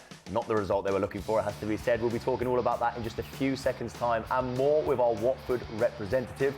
Our Serie A expert, Gianluca, is still here with me on the sofa. Hi, Gianluca. Hello. He's been giving us all the gossip and rumours on what's going on in the world of Italian football, and as if we haven't had enough of them, we've got another bunch of likely lads from West Ham here complaining about not being able to stand up at their stadium. I honestly think we've had every single West Ham fan in the country already on the sofa, but we've got more of them. We found more somehow. And of course, Wednesday nights wouldn't be complete without Kim, the game show that is rocking the nation. Loads more of that on the way for you. Keep getting involved on Twitter at FanTVUK. You can Skype us on the Fan TV channel as well. And we'll be across the scores from all the games tonight as well with association with Sport Lobster. We'll be across those. But right now, without further ado, let's get another fan on. Andy is our Watford fan. Come on, Andy. Hello, mate. How you doing? All right? Yeah, nice good, to thank meet you. Yeah. Gianluca, Andy, Gianluca. Oh. Not a sexy name as Gianluca, I'm going to say it out there. No, Andy. that's fine. Yeah? I'll accept that. You'll accept that. You're not going to argue with that. Yeah, welcome. Thanks very much. Second year back in the Premier League. Do you still feel like new boys in the second year? To an extent. We've never sustained Premier League. The last 2 times we've been in the Premier League, we've been relegated straight away. So it's nice to have a second season, another go. Just hope second season blues don't really kick in and we struggle. Yeah. I got a soft spot for Watford. They were the first game I went to go and see as an Arsenal fan. Oh, really? And we beat them, so it was good. Oh, you beat them? That's why I liked you. that happens a lot. How long ago was this? 99, Carnu scored. Did he? My first game at Highbury. Nwankwo Carnu at Highbury. Lovely stuff. 99 was my first Watford game as well. Was it? So yeah, Newcastle. Did you win? 1-1. There's a theme here. There's not too many Watford wins in it. There are never many Watford wins in the Premier League, never. We just had a Sunderland fan on. They're 0 points from 6. You've done one better. You're 1 point from 6. 1 point, yes. First game, Southampton. Good first half. Bit of a dodgy second half. Southampton came at us after the break, and Ben Watson had to sacrifice himself for a heroic red card in the end. Yeah. And then the Chelsea game, not good. Costa shouldn't have been there in the first place, obviously. After the West Ham game. Exactly. Shouldn't have been there after the West Ham game, and arguably should have been sent off as well during the Watford game. Should point out, because my girlfriend's a Chelsea fan, that Chelsea should have had a penalty during the game, so I'll be honest. Okay. I'll own up to that. Very nice of you, very nice of you. See where the trousers in this relationship. Little glimpse into your home life there. I'll be in trouble if I don't mention it. But gutted. gutted in the 88th minute. 1-0 up, and then was it 80th and 80th minute to lose? Yeah, something like that. Yeah. Bit of a shame. Walter Matsari, your manager, Gianluca, he's got mixed reviews. Struggled a bit at Inter recently, but generally a good record in Italy. Yeah, I mean he'd been out of a job for 18 months before he took on the Watford job, and that was like me before this. Yeah. I needed this gig more than Walter needed the Watford job. Yeah. Are the fans happy with him? Thus far, I think based on league performances, we are. We've been pretty good. Obviously, bar the Chelsea game, but a bit of naivety sort of crept in, making 2 subs after we went 2-1 down. Yeah. Not really, beneficial. But league performances have been all right. Cup game, we're not going to talk about it. Please don't mention it. Well, funnily enough, we are going to talk about it. We are going to talk about it. Of course in we fact, are. we're going to talk about it now. Right now. You lost 2-1 to Gillingham last night at home after extra time. Yes. Troy Deeney started. There was a few other first-team players. It was a fringe squad, but there's enough names in there. Your Godoras, your Ben Watson, your Neom, I think played at right back. Yeah. It's a strong enough team to beat Gillingham, right? Any team we put out should be a strong enough team to beat Gillingham. No offence to Gillingham. No offence, Gillingham. They have been a bogey side for us in the past. I remember games back in 2003-04 where they just maybe beat us 3-2 at home, I think, once. And so, do you remember any Watford wins? Mainly just the Leicester playoff semi-final. That's the one that's the one that sticks in every Watford fan's mind. Yeah, that's fair enough. But most of the memories Watford fans have are probably bad ones. But no, it was a terrible game, just terrible. The second we went 1-0 up, it was a scrappy goal. I turned to my mum, just like, we know where this is going. Don't get our hopes up, Watford. We know what's going to happen. And then it was a great goal to equalise. And then just rub salt. Were you at the game? Yeah, I was. Yeah. You were at the game. I was. And Igalo scored your goal as well. Yep. He came off the bench and scored. Struggled a bit in the second half of last season. Yes. He did a bit of an Arsenal, kind of disappeared after January. He did do a bit of an Arsenal. I think not just Igalo struggled. I think the whole team struggled. Kike struggled because I think teams sort of worked us out a bit. Second half of the season, sort of marked Troy Deeney out of the game. Then you're on to a bit of a winner. Yeah. Because he got quite a lot of assists last season to Iggy. So once you cut off that stream to Igalo, then you cut off our goals. We didn't really have a backup plan last season, which is why this season we're quite happy that Matty Vidra's back. Came to us from Udinese, along with lots of other Udinese players. Yeah. If we spoke about the connection between Watford and Italy, it would go on forever. But yeah, we're happy Matty Vidra's back because he's got pace, which we lacked a lot of last season. He is gas, isn't he? Yeah. He is, gas. We had him on loan at Reading. He's rapid, absolutely rapid. Yeah, he didn't do too great at Reading, did he? Struggled a bit for us. When we got him, I thought, because he banged him in for you in the Championship as well. Oh yeah, he was great. Yeah, he won Championship Player of the Season. He did, yeah. And then he struggled a bit after that. You've spent a bit of money. We have. We've broken our record signing transfer twice. First off, for Isaac Success from Granada. Great name. It's a cracking name. Isaac Success. Just wait until he scores the first goal. Just the success. Headlines. That's all it's going to be. Right themselves. Like fodder. A lot of pressure on you, I feel, when you're born, you're christened Isaac. Like, you never see an Isaac Success stacking shells at Sainsbury's. you never see. He's got to be banging in the goals against Arsenal and United, hasn't he? Yeah, exactly. He's got to be doing it. He probably will. Yeah, he definitely will. Hopefully Saturday maybe. But, yeah, so he broke that, and then just recently, last week, I think it was Friday before the Chelsea game, Roberto Pereira from Juventus. From Juventus, yeah. Very good signing. Can you tell us about him? Yeah, he joined the summer I joined, actually, 2014. He was a decent signing for Juventus. They got him. Did you do a double unveiling? No. Did you do that? I did his press conference for him. I was doing the tweets. I was doing the tweets in English. Image of you both walking out with exactly. Yeah. They actually signed him from Udinese. Actually, they did. Funnily enough. Yeah. So he was a great utility player for Juventus. He plays all. When Max Allegri came in, he played 3-5-2, and Pereira was like dovetailing in and amongst those midfield options. And he'll come in. He'll play number 10, I think, for Watford if you do play. That's what we need because we sold Alman Abdi to Sheffield Wednesday, and we've not really had that sort of creative midfielder to link the balls to Troy and Iggy and Vidra. Yeah. So number 10 is really what we desperately need. Yeah, he's got great passing ability. He's got pace to burn as well, which is what you want. He'll track back if you want him to. He's a very tidy player as well in possession. So I think it's an all-round great signing. There's no shame in not getting in that Juventus side, is there? No. I mean, he was vying with the likes, like I said, Pogba, Vidal, Pirlo in his first season, and then last season, obviously Vidal and Pirlo went, but he still couldn't break into that team, and sort of the Cuadrados are taking his place, and he's also played winger, so wing back, so he can play, he can fill in if needs be. So he's a great squad player to have for Watford. You talked about he's going to play in the team, hopefully as a number 10. Mm-hmm. You've still got Deeney and Ighalo in there. Yep. 2 up front. It's quite attacking as well with number 10. Are you happy for you to keep going with 2 up front? Burnley, we've seen do it at the weekend and score twice. Mazzari's decided to change formation this season. We were renowned for 4-4-2 last year with Kike, but he's opted for a 3-5-2. Like you said, Pereira can usefully go to wing back if we need it. So we're lacking a bit on the wings at the moment. There's talk of us signing Boufal from Lille, I think, who's a winger. But last night proved that we definitely needed some backup wingers as well. So to have Pereira sort of in that number 10 who could also slot in on the wings would be great for us. Because if we're going 3-5-2, we're clearly going to be using the wings, utilising them quite a bit. Yeah. I mean, you brought in Janmaat today, who's a very attacking fullback in that sense. So he comes in, he'll bring that attacking impetus, and then obviously if you've got like the likes of like Ben Watson who cleans up in front of the defence, he can drop back if needs be. So it's a good system, I think, the 3-5-2. Not a lot of teams use it, especially in the Premier League. It's obviously been a very European thing to do, especially in Italy. And it gives you good defensive solidity if you're playing with those 3 centre-backs at the back. And now going forward, you've just got a plethora of options to do what you want. Also, I think everyone quite enjoyed Watford last season. I thought they were quite a welcome addition to the Premier League, purely because of the Ighalo, Deeney.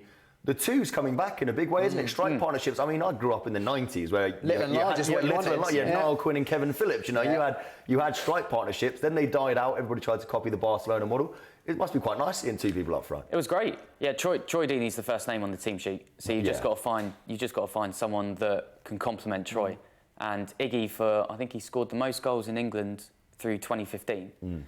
Or came very, very close to Harry Kane. I think he was top goal scorer. I think he was, and then I think he got one discarded away at Chelsea because I think he got a deflection. But really? That's what I think. Yeah, that's at the back of my mind. But it's great that we got someone that complements Troy like that, and it also worked with Vidra as well. The first season under the Pozzos in the Championship, because Deeney can hold it up, flick onto Vidra. Vidra's pace can outrun anyone really. Was that your most important piece of business all summer, that Deeney stayed? Leicester sniffing around him and stuff? Absolutely, yeah. Obviously, the price of 25 million, you think, for Troy Deeney is quite excessive. Yeah. For a guy he scored, just over 10 goals, I think. So for that price, it does seem ludicrous, but he brings so much more to our squad. He's a leader. You know, if he's not captain, it wouldn't really feel right for someone else to have the armband if it's not Troy Deeney. There's certain things you can't replace, no matter what money you get and stuff. He's come back looking a bit plump. Have you seen him? Have you seen Troy Deeney? He's gone to Marbella and been on the jars, hasn't he? He's had a hell of a summer. Troy's allowed to enjoy his summer. We'll let him enjoy his summer. Troy Deeney's allowed to. He's allowed to. We're not going to argue. We're not going. He is looking. He'll get back. In fact, actually, we talked about this the other week. In fact, if you play Sunday League football, because the season's kicked off now, Sunday League football, and you've got that guy that's turned up from pre-season with an extra stone on him, right? Send us in a picture to Twitter. We'll embarrass them live on Fan TV as well. Apparently, he was saying something about he's done it on purpose, and what he does is over the summer he packs a load of protein in, and then he turns it. Sounds like there's probably some scientific reasoning behind it. Yeah, so I'll let him off. He's allowed to all time. That is the worst. He hibernates like a bear in the close season. I don't know how it works. He's looking more and more like one, so he's probably getting to where he wants to be. There's a line. I can't let you insult Troy too much. Okay, that's the line. Point, There we go. Insult my girlfriend. He's definitely going to score. Troy Deeney out of this. He'll definitely score a hat-trick against us on Saturday. So you jinxed it. Let's talk about that. Arsenal at your place on Saturday. Confident, not confident? Confident. I think all the pressure's on Arsenal on Saturday. Obviously, they've had 2 tricky games. We've got 5 tricky games at the start of the season, so we're not expected to really get anything, to be honest. But we showed enough in that Chelsea game, I think, to give me some sort of confidence and optimism going in. Especially when you're going to play against an Arsenal team bereft of confidence anyway. Yeah. There's been a stat now, and I don't really want to say it because I think I might jinx it for Saturday, that Watford haven't beaten us in the Premier League. Oh, they haven't? Ever. and now they're going to beat us on Saturday. Now that I've said it. Yeah. My dad's going to hate me. He's going to absolutely kill me. Yeah, you have jinxed it. You've jinxed it horribly. So yeah, I mean, I quite looking forward to going to Vicarage Road because obviously, like 3-point parade is what it's like for Arsenal when we go there. That's not going to happen now. Keep saying it, and it'll get even worse. Yeah, you've jinxed it. But yeah, I just think a team bereft of confidence, and obviously we've got the unfit trio of players of Koscielny, Giroud, and Ozil who aren't going to be that match 100% fit. Yeah. Koscielny was immense against Leicester on Saturday, and we need him to be at that level, the elite level that he is against Watford, especially with the likes of Deeney and Ighalo, who are going to try and run rings around everyone. When you've got Francis Coquelin in front of the defence who walks around like a crab and doesn't do his job. And I'm not a big fan of his. If you follow me on Twitter, you hide it well. Yeah. You can barely notice. We'll talk some more. We've got another break. We're going to talk some more about Arsenal, Watford this weekend. Quickly as well, we have the second round tonight of Kim, Kim or Kim.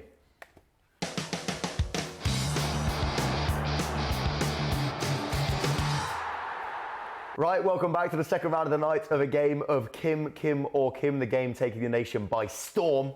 It's where we ask you whether Kim Kardashian, Kim Jong-un or Kim Kallstrom, former Arsenal legend, is related to any of these clues that we tell you over the course of the night. And then you get involved on Twitter at FanTVUK and you tell us which Kim you think it is.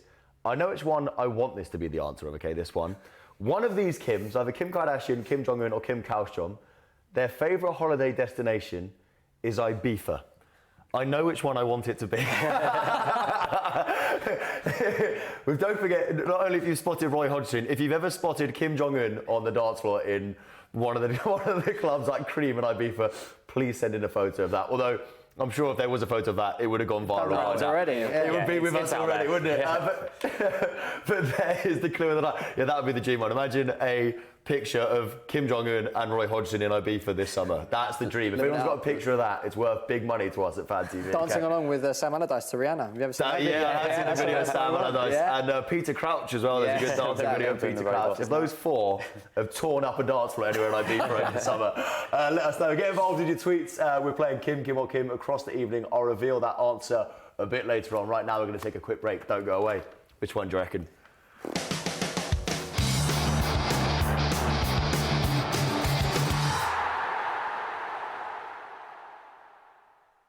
At Marbles, we work hard to accept you and put you in control, even if you have a poor credit history. Answer a few easy questions, and our Fast Check service will tell you if you're likely to be accepted. You'll get an instant response, and it won't affect your credit rating. Marbles' free SMS alerts could help you stay in charge of your spending, and you can change your monthly repayment date up to twice a year. Marbles' Classic Card has a manageable credit limit from £250 up to £1,200. So get your application rolling at marbles.com today.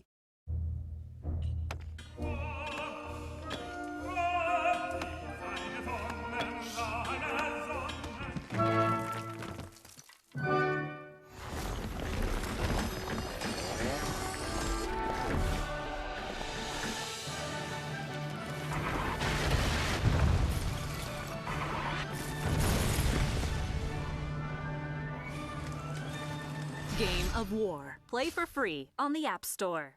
At Glasses Direct, I chose from hundreds of frames from £25 with lenses. They're great. Try 4 pairs at home for free and see if you could save at Glasses Direct. What about car insurance?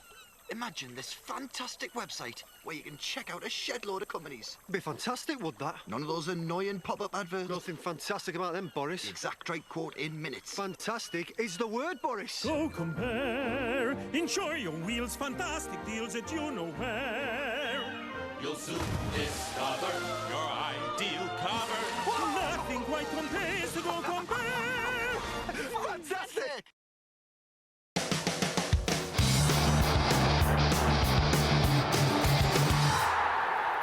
Welcome back to Fan TV. We're live on Sky 212, Facebook and YouTube, and we've got some scores from tonight. This is all in association with Sport Lobster and the boys over there. The League Cup is on tonight. Fulham are 1-0 down at home to Premier League Middlesbrough. Goalfest, Morecambe versus Bournemouth is 1-1 already. Sunderland 0-0 at home to Shrewsbury Town. Accrington Stanley, who are they, at home 0-0 to Burnley in the Premier League as well. There's also some Champions League qualifying. Man City is still 0-0 on the night, but 5-0 on aggregate, so it doesn't really matter. And somebody call Operation Nutri because Young Boys have gone 1-0 down at Borussia Mönchengladbach. That's the second Ofcom complaint of the night. We're doing well. We're doing well. 3, we've got a full house. Yeah, exactly. Plenty more Ofcom complaints to come. Stick around. We were talking ahead of the weekend. Matsari, he's out. You touched on it. Very tough first 5 fixtures. Your chairman has fired more people than Alan Sugar in the last few years. Is it a worry that if he gets off to a bit of a nightmare, he could have 1 point? Very conceivably, he could have 1 point after 5 games. How long does he get? Well, first off, our managers haven't been fired. So Sanino resigned, and then Oscar Garcia had health issues, which is understandable when you're manager of Watford. That was after like 2 games as well. So that was enough for him. And then after that, we brought in Billy McKinley, who lasted 8 days. He was fired, granted. But that was to make way for Slavisa Jokanovic, who obviously got us promoted. So the owners were vindicated in their decision there. Slav couldn't agree a new contract, so brought in Kike, kept us up. Another great decision. And obviously, we released Kike, didn't renew his contract at the end. So not all of them have been fired, but they do have a very harsh mentality, but it's how they want the results, they want us to progress. Yeah, it's an odd one, isn't it? Because we always are calling for patience as football fans and managers. We always say it's ridiculous, the revolving door. But you are in the Premier League and you never looked like getting relegated last season. There's kind of method in the madness, I guess, somewhere. There is, yeah. I think, obviously, after the 5 games, if we're still on 1 point, we're not going to be too bothered as long as the performances are there. But then it's after that, I think our October or November, we should be picking up, picking up some points from that. So possibly before Christmas, if he's not giving us the performances, if the results aren't coming off, then potentially. But I've seen enough, possibly in the first 2 games, the first 2 league games, forget the cup.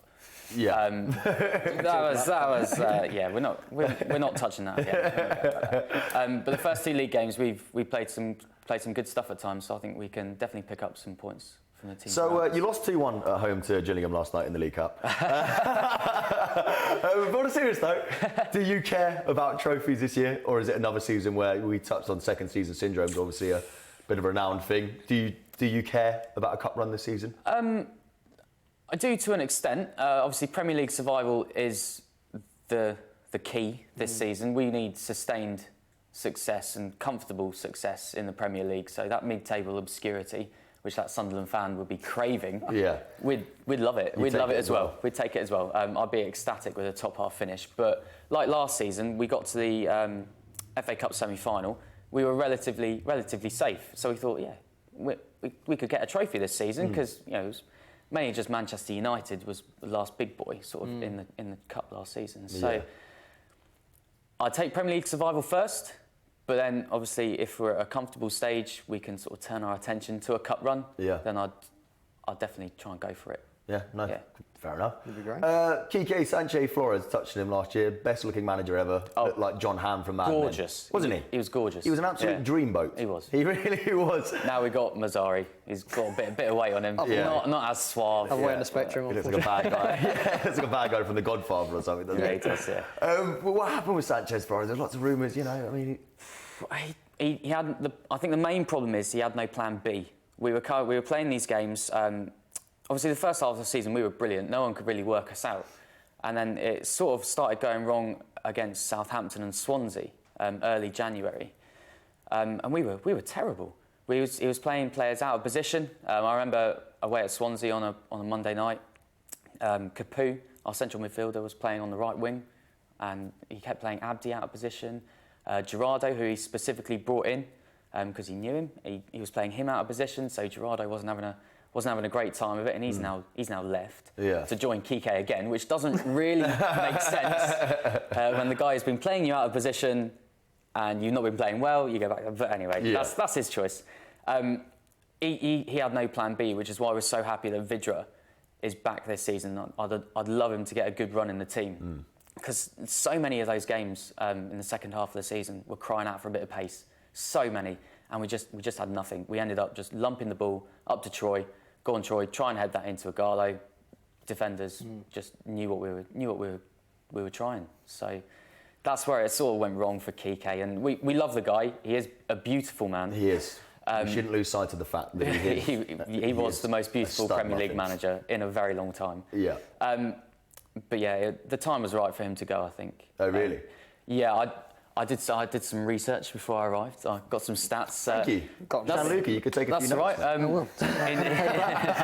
right. In 2016, so the final 19 games of the season, Newcastle won more points per game than we did. Oh, really? And they obviously went down. That's bad. That is bad. So that just shows you the cup run sort of covered over the cracks, especially in the media.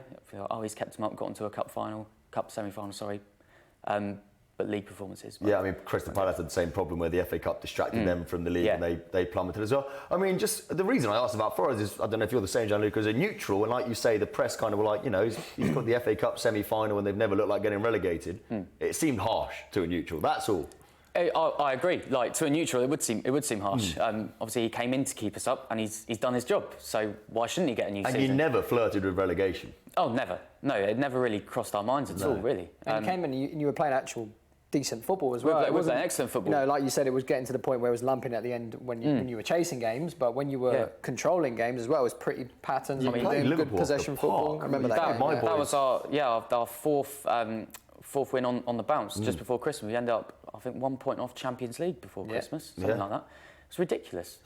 We're Watford. How did that happen? What are you doing? Obviously, the media and neutral fans don't go to every game, so they don't see what's going wrong. And that's the same for every club. I don't know what's going wrong. Yeah, you don't see West the 90 minutes on match of the day or whatnot. So the playing players out of position probably wasn't reported on. He said when we got to 40 points, which I think was about 4 league games from the end, he'd changed formations, he'd changed players, play them in the right positions, and we could attack and just have fun for change nothing.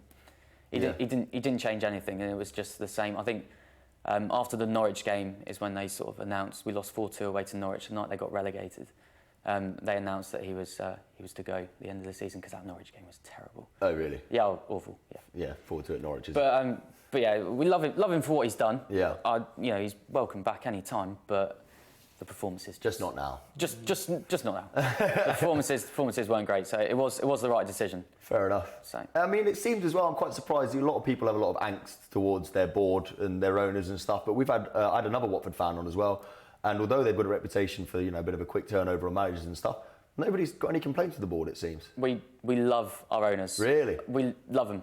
Italians, obviously. Italians. What's not to love? What's not to love? We're incredibly lucky down at Watford. The Pozzos have experience of getting Granada and Udinese to their top flight and keeping them there. They've recently sold Granada, so they're sort of just focusing on Udinese and Watford at the moment. But just to put it into some sort of perspective, in 2009 we were sort of hours away from administration, so we were close to being no more. And now we're top flight, hopefully staying there. We've got 4 sides to our stadium, which doesn't sound impressive, but when I sit in the stands that was functional along the side, so opposite me was just an eyesore for about 5 or 6 seasons, when no one was allowed to sit for health and safety reasons, so that was cool. So we've now got a brand new stand. We're filling in corners in the stadium, 2 brand new big screens, a new club shop which has just opened on Saturday for the Chelsea game. So our owners have done so much for our club. It's all happening. It's all happening. It's actually a really good time. Really it's a exciting good time to be a Watford fan. Really exciting time to be a Watford Especially fan. when you beat us on Saturday, yeah. Especially when we beat us on Saturday. That'll be a historical moment for us. I'm looking forward to that. It would be nice, wouldn't it? It's fair enough. I mean, I guess that's like you say, you go every week and you kind of see the impact your owners are having on the club. I don't know, just from the outside looking in, I've always gone, oh God. Whenever you see somebody get rid of managers quickly, you kind of assume the worst because there's so many boards giving boards a bad reputation. I think the thing is that in the past, their actions have shown proven results. For example, getting rid of McKinley after 8 days, and we bring in Slav, and we end up getting promoted. They've sort of earned our trust that they're making the correct decisions. So obviously getting rid of Kike, not keeping on Slav, they've all proven that they've worked. And so we bring a new manager in. We think, okay, we trust these guys. They've got the best intentions for our club. Why should we stop trusting them? Is this an Italian cultural thing? Because there's Massimo Cellino at Leeds. Yeah. you know, he's a bit of a he's a nightmare. Case, yeah. We had Flavio at QPR as well, bit of a nutcase. Is it an Italian thing? Yeah, I mean, there's the Palermo one as well, Zamparini. Just literally hires and fires, excuse me, anyone. He went through about 7 managers last year. You know, just changing. It's like revolving door. It's just, they're searching for stability. And yet they think by going through literally every Tom, Dick and Harry to get there, they're just going to have to do it that way. Otherwise, it just doesn't seem that there's a future when it comes to hiring those sort of managers. And they never know when it's their last day. That's the thing as well. And it's a shame because if you do get stability, if you do get consistency in your team, that obviously that mirrors onto the pitch. Yeah. And then obviously you've got success to come. But yeah, it's just a very Italian thing to do. I mean, the likes of Juventus keep their managers for long term. But like Milan, they've had a new manager the last 3 or 4 seasons, every single season. Inter, Mancini they had, and obviously Mourinho before. Like no one was ever going to eclipse it after what Mourinho did at Inter. Yeah. Then they bring in Benitez, they bring in Mancini, you know, this, that, and the other, and it's not working. So they just get rid of them. They're quite flamboyant and passionate. I wonder if they do like Alan Sugar as well, like you're fired every single time with the finger would be point, good, wouldn't it? and then just get him out. That would be great. Or they just get like a horse's head in their bed. Exactly. And that's when you know. Yeah. That's just when you know. That's when you know that your days are numbered. We're going to take a quick break, but we've had loads of people getting in touch. We asked you, we're playing Where's Wally Why tonight, okay? So we're saying that since the Euros, nobody's really seen or heard from Roy Hodgson. We're wondering where he's gone. Do we have a picture? I think we have a picture on Twitter that somebody has sent us. We found him. He is judging. He's working the line at Wimbledon. That's where you've been, Roy. That is actually amazing. That looks more like Roy Hodgson than Roy Hodgson does. Pulls off the sunglasses quite well. He pulls off the sunglasses. That's brilliant. That was after his wild night out with his hair. That was after his wild night out. Yeah, he's got a bit of a blue rinse there. I love that. That genuinely, that's so brilliant. Keep those coming in. We've got a couple of tweets as well. People telling us where they've spotted Roy Hodgson since he disappeared. Robert Lacey from Southfields has got in touch. He says, I spotted Roy Hodgson in home base in Wandsworth at the weekend. He's still ramming square pegs in round holes. Hey, I like that. Well done, Robert Lacey. This is a nice one. Eleanor Smith from Billericay. She says that she saw Roy in her local corner shop with Harry Kane. Harry Kane loves those corners, doesn't he? Absolutely loves those corners. And also, some of you just say, you know, it's nice to see that he's filling his days and he's found work. One of our researchers said that on the walk in today to the offices, he saw him carrying one of those massive golf sale signs in Oxford Circus. So it's nice to hear that Roy Hodgson's found some work and that he's filling his days. Good to hear from you, Roy. Again, if you've spotted Roy anywhere, we're playing Where's Wally Why all night, so keep those coming in and we'll read those out. And keep getting involved in all the social medias as well, at Fan TV UK. You can give us a tweet and you can Skype us on the Fan TV channel. We are going to take a quick break, but don't go away. I love that. Square pegs, round holes.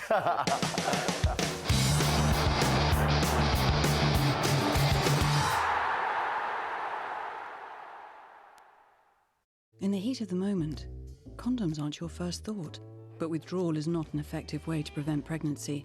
A study estimated that only 55% of pregnancies in the UK are planned. Visit the Family Planning Association online to get informed about all contraception choices and find one that works for you. This message is supported by Durex. Our new free time plans give you free electricity from 9 a.m. to 5 p.m. on Saturdays or Sundays. So you can do the cleaning for free. Cook a family feast for free, or catch up on box sets for free. So switch now, and you'll get a free upgrade to smart meters and free electricity 9 to 5 every Saturday or Sunday. Switch now and start saving. Call 0800 980 4045 or search British Gas Free Time. With BT Mobile, you can get online here, here, here and here, and all over the UK with 4G and Wi-Fi hotspots in more places than any other mobile provider. Better still, if you have BT broadband at home, it starts from just £5 a month with 500 megabytes of data. Or you could get 2 gigabytes of data for just £10 a month. Or even a huge 15 gigabytes of data for £20 a month. Anyone can get the great deal with BT Mobile. With 3 SIM-only plans to choose from, you're bound to find the one that's right for you. Call 0800 234 6543 or visit bt.com/SIM-only. These thermal goggles make it easy to see why now's the perfect time to fit Everest triple glazing with Price Rewind. Fit the best. Fit Everest.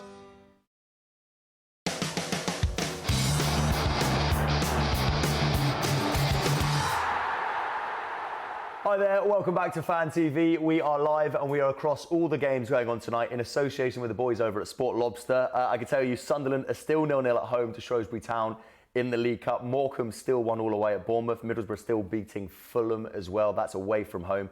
And Accrington Stanley Burnley is a thriller. It's 0-0. Champions League-wise, Man City still 0-0 as well. Probably resting on their laurels a bit. They are 5-0 up. And again, Operation Nutri have got their work cut out tonight because there are young boys taking a spanking over in Borussia. They're 3-0 down. You're only digging yourself a hole. It's getting worse. You know, he talked about that manager that got sacked after 8 days. I think I might be about to beat the record here on Fan TV. The young boys are on their knees. Right. While we've got you here, Gianluca, big Arsenal fan as well. We've touched on that you guys are playing each other this weekend. You think you've jinxed it now, so you're going to lose at your normal guaranteed 3 points of the season. Yeah. We touched on the board. They're actually very happy with the board over at Watford. The board at Arsenal, he came out and said he didn't buy the club to win trophies. No, Stan Kroenke, he's a very hated man at the moment in the Arsenal fan base. The thing is, Arsenal fans at the moment talk about the likes of Nina Bracewell-Smith, David Dein, you know, the likes of... It was a very stable board, and they were talking about how great they were back then, and they were running Arsenal in a really good way, and how they'd want to go back to those days of having the Bracewell-Smiths, the David Deins. But then those people sold the club to Stan Kroenke in the late noughties, 2009, I think, 2008, 2009. And it's just basically, Arsenal become a business. Obviously, he's come in, he owns the LA Rams as well at the moment, and and one of the hockey teams as well. I can't remember which name it was. But yeah, basically, even them, those sort of teams, they're just becoming stable, and they're not winning trophies, they're not gaining success on the pitch. Really? And it's just the same story throughout all of Stan Kroenke's teams, and there's just uproar. I mean, there's the Black Scarf movement at Arsenal who do very, very good things to try and create, you know, buzz around the club, excuse me. And to try and drum up support against the board and try and get Kroenke out and try and get Arsenal well versed and well run and potentially get the fans more on board to try and, you know we've seen examples in the past of people actually doing that, and fans like, you know, Portsmouth are run by the fans at the moment now, and obviously all the problems that they had years ago, and now they've sort of come from the ashes, obviously, and still in League Two, but could get promotion this season. And then they've turned the club around, and if Arsenal were to get the likes of their fans involved on the board, I think it would be. It could be a good thing, and it would definitely be better than what Stan Kroenke's doing at the moment, because he's just happy with mediocrity.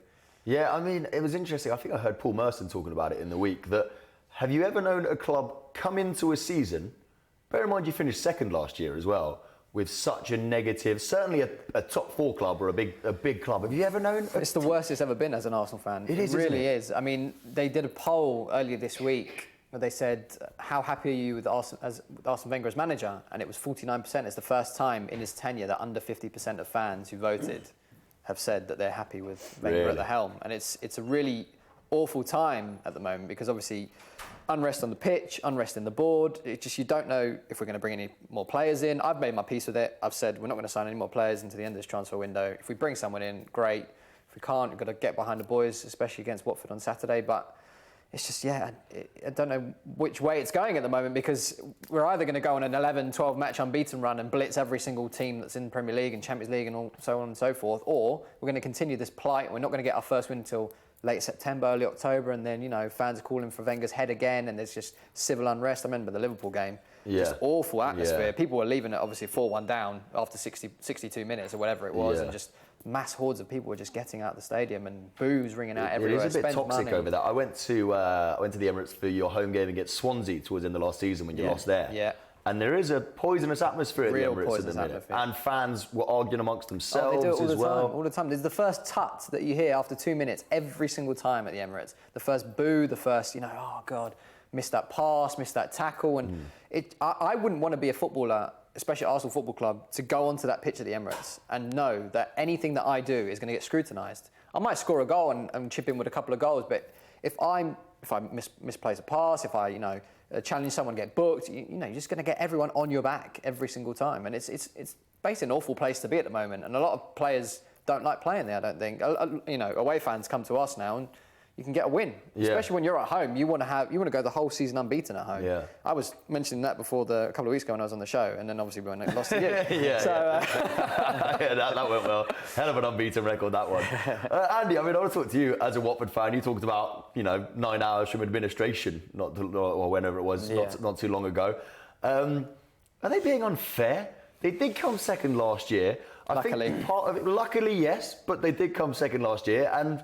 I think some people see it as a missed opportunity because Leicester won the league, whatever, but nowhere near as much of a missed opportunity as it was for Man United, Man City, Chelsea, Liverpool. They all missed out as well. They all had a missed opportunity there. Is he being unfair? You'd take second place, wouldn't you? Well, as a Watford fan, I would, yeah. But as an Arsenal fan, I think you expect some level of success. I mean, bar the FA Cups, how long was it since you last won a league trophy? 2004, we still haven't won it for 12 years. Last season should have really been the season that Arsenal won the league, right? Fair play, Leicester. Yeah. But the likes of United and City, and especially Chelsea, underperforming, it should have really been Arsenal's year. And if not the league, then the FA Cup was up for grabs as well. I just wanted to bring that up because obviously we beat you in that. Had to get that in. Sorry. Nicely done. It's good. Segued that in there. It's nice. But I think ready for Saturdays. I thought Arsene Wenger should have left at the end of last season because everyone else underperformed and Arsenal should have won at least something last year.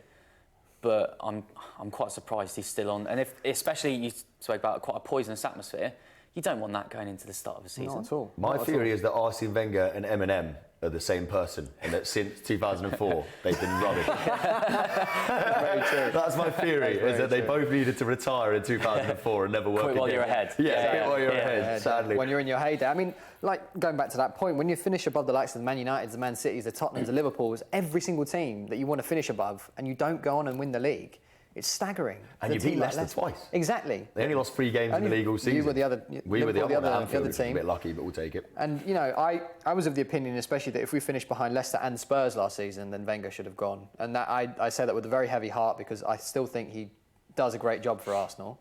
And I think the best thing maybe for him to go was after 2014 when he won the FA Cup and ended the trophy drought. Could have, finished on a high, gone out.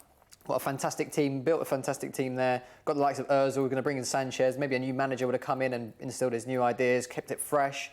And you know that you could gain success that way. But he wanted to carry on. Fair play to him, give him another 3-year contract. But I just don't see him staying at Arsenal after this season, especially if we don't win the league. That surprises me because the thing with Wenger recently is I kind of sit there and I go, how is he going to leave? Because the board are never going to sack him. We've already established they're a bit stingy and a bit tight. They're not going to sack a bloke that never cost them any money.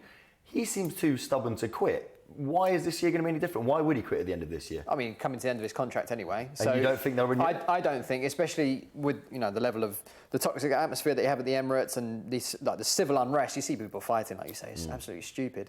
I just don't see I don't think he has got that control over Arsenal that he thinks, especially when it comes to a footballing side, rather than on the board he's got a big say up there. Just if you can't have gain the results. You also missed the trick here. I mean, if ever there was a summer where managers were available for the picking, if you did, say come January, Arsenal, this bad start continues. Say you're 6th going into January and really struggling to get top 4. And you sack him. Who's out there? Exactly. I mean, I've always been a big fan of Ancelotti. Obviously, watched a lot of Italian football. And I raised an Ancelotti eyebrow when he didn't, we didn't go in for someone like him because he's gone to Bayern Munich. All right, he's got, himself. He's got that team built by Pep, and he's going to win everything across the board in Germany and everything. But if he would have come to the Premier League, come back, he was fantastic at Chelsea. He's brilliant. And they really missed a trick by sacking him. I know he ended his second season trophyless, but come on, it's Ancelotti. He was building a great team there. Drogba was in the form of his life. Lampard was chipping him in with goals here, left, right, and centre. And they were bringing players in, and the calibre that Ancelotti will draw to a team. Chelsea should have kept him, and Arsenal. There was talk about him potentially wanting to come to the Premier League again, and I thought that could have been an opportune moment to do so, but it never manifested. And Pep would have been great as well. He did his coaching badges at Arsenal apparently in the early noughties as well. So when his career was coming to an end, and he knows the club. I don't know if you saw this thing about Wenger in the week. Somebody asked him if he was out of touch. Have you seen this? And he said, so he was asked if he was out of touch, and he replied that he doesn't need to talk to the young guys about life. He just needs to talk to them about how they can improve as a footballer. And I think he said something along the lines of, I don't need to know the latest song by the latest rapper, which I think is just absolutely amazing, isn't it? Is he out of touch? When he came over, there was all this nutrition. And, you know, he did. He changed the face of the Premier League, certainly from the days of Ray Parlour and Paul Merson in an Arsenal shirt, stinking a few, probably having about half time, those two. But now a lot of injuries as well. A lot of people saying that your training ground, your training pitch is really hard, and this is something to do. Have you heard about it? Yeah, I mean, apparently they're redeveloping Coney at the moment, and they're trying to bring it more up to date, more modernised. But I just think he hasn't changed his coaching technique. He hasn't changed his nutritional technique. Football has evolved in 20 years a lot, especially since he's been at the helm of Arsenal Football Club. And him coming in and sort of saying, you know what, it's a tried and tested method and it's working for however many 10, 12 years that it was working.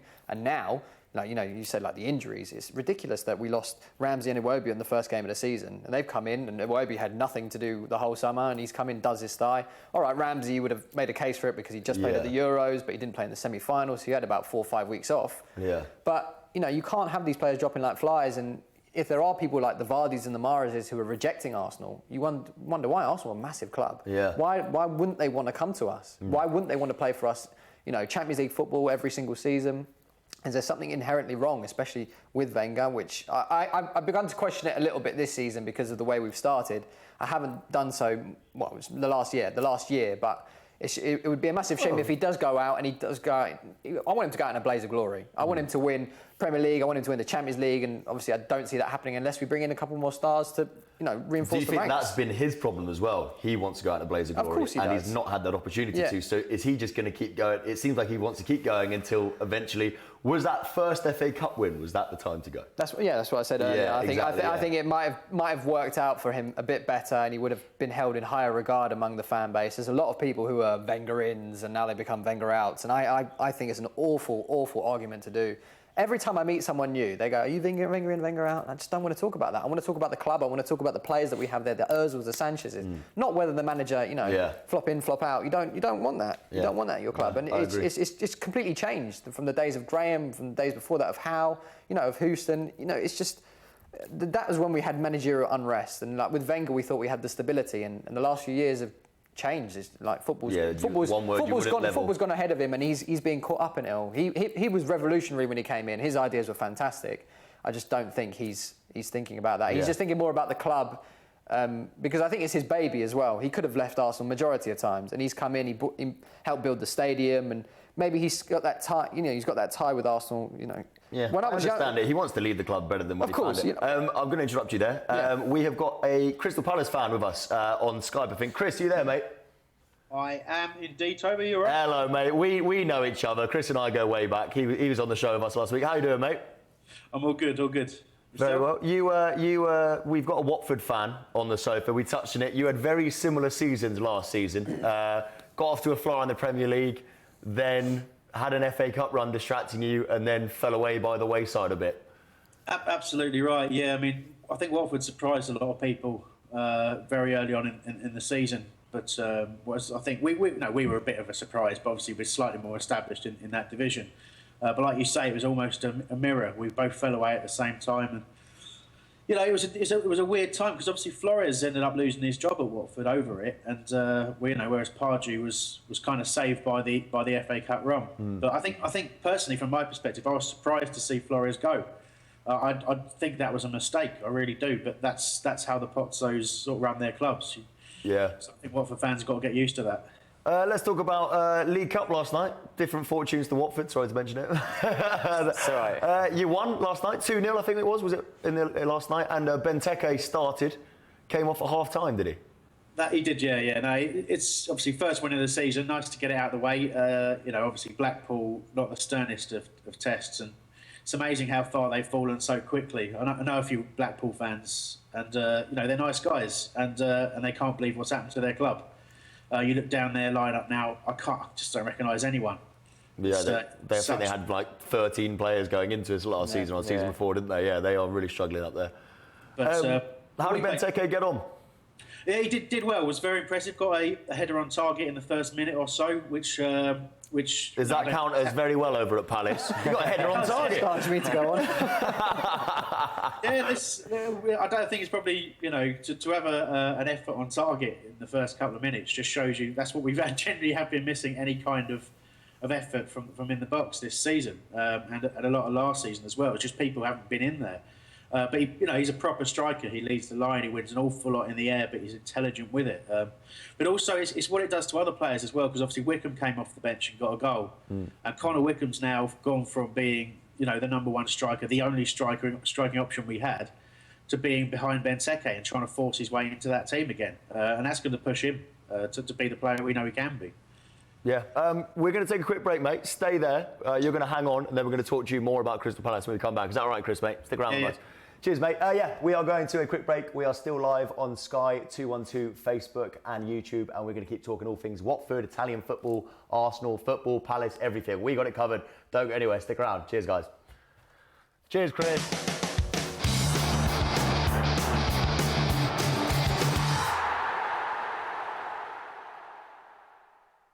Every now and then, it's important to give oneself a good old clear out, whatever that means. What? Uh-oh. No! I'll just keep it tea. A tasty cup of green tea. Delicious. Right.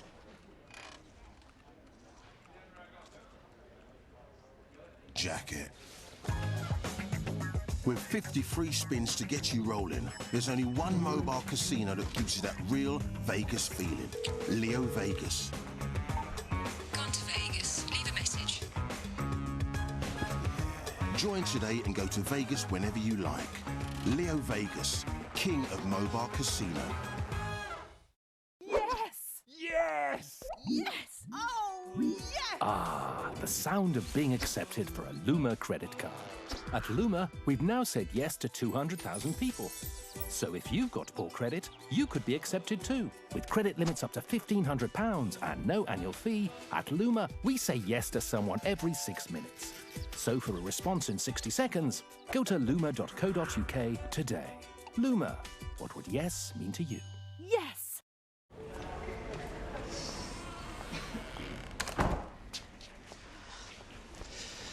What? I'm so sorry, I thought you were a chair. Sorry. Our breakfasts are freshly prepared, even if you're not.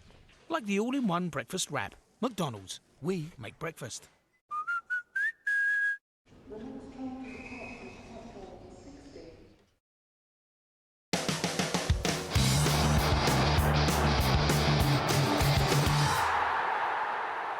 Hello, welcome back. This is Fan TV, and again tonight we are playing everybody's favourite game, Kim, Kim or Kim. And before, about half an hour ago, I asked you which of the Kims out of Kim Kardashian, Kim Jong-un or Kim Kallström's favourite holiday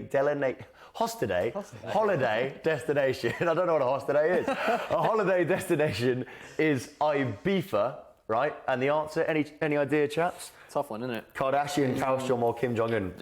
His name sounded very Korean to me, so I'm going to say Kim Jong-un. Yeah, well, we've got a clue here that might help. We have a picture clue that might help. Let's have a look.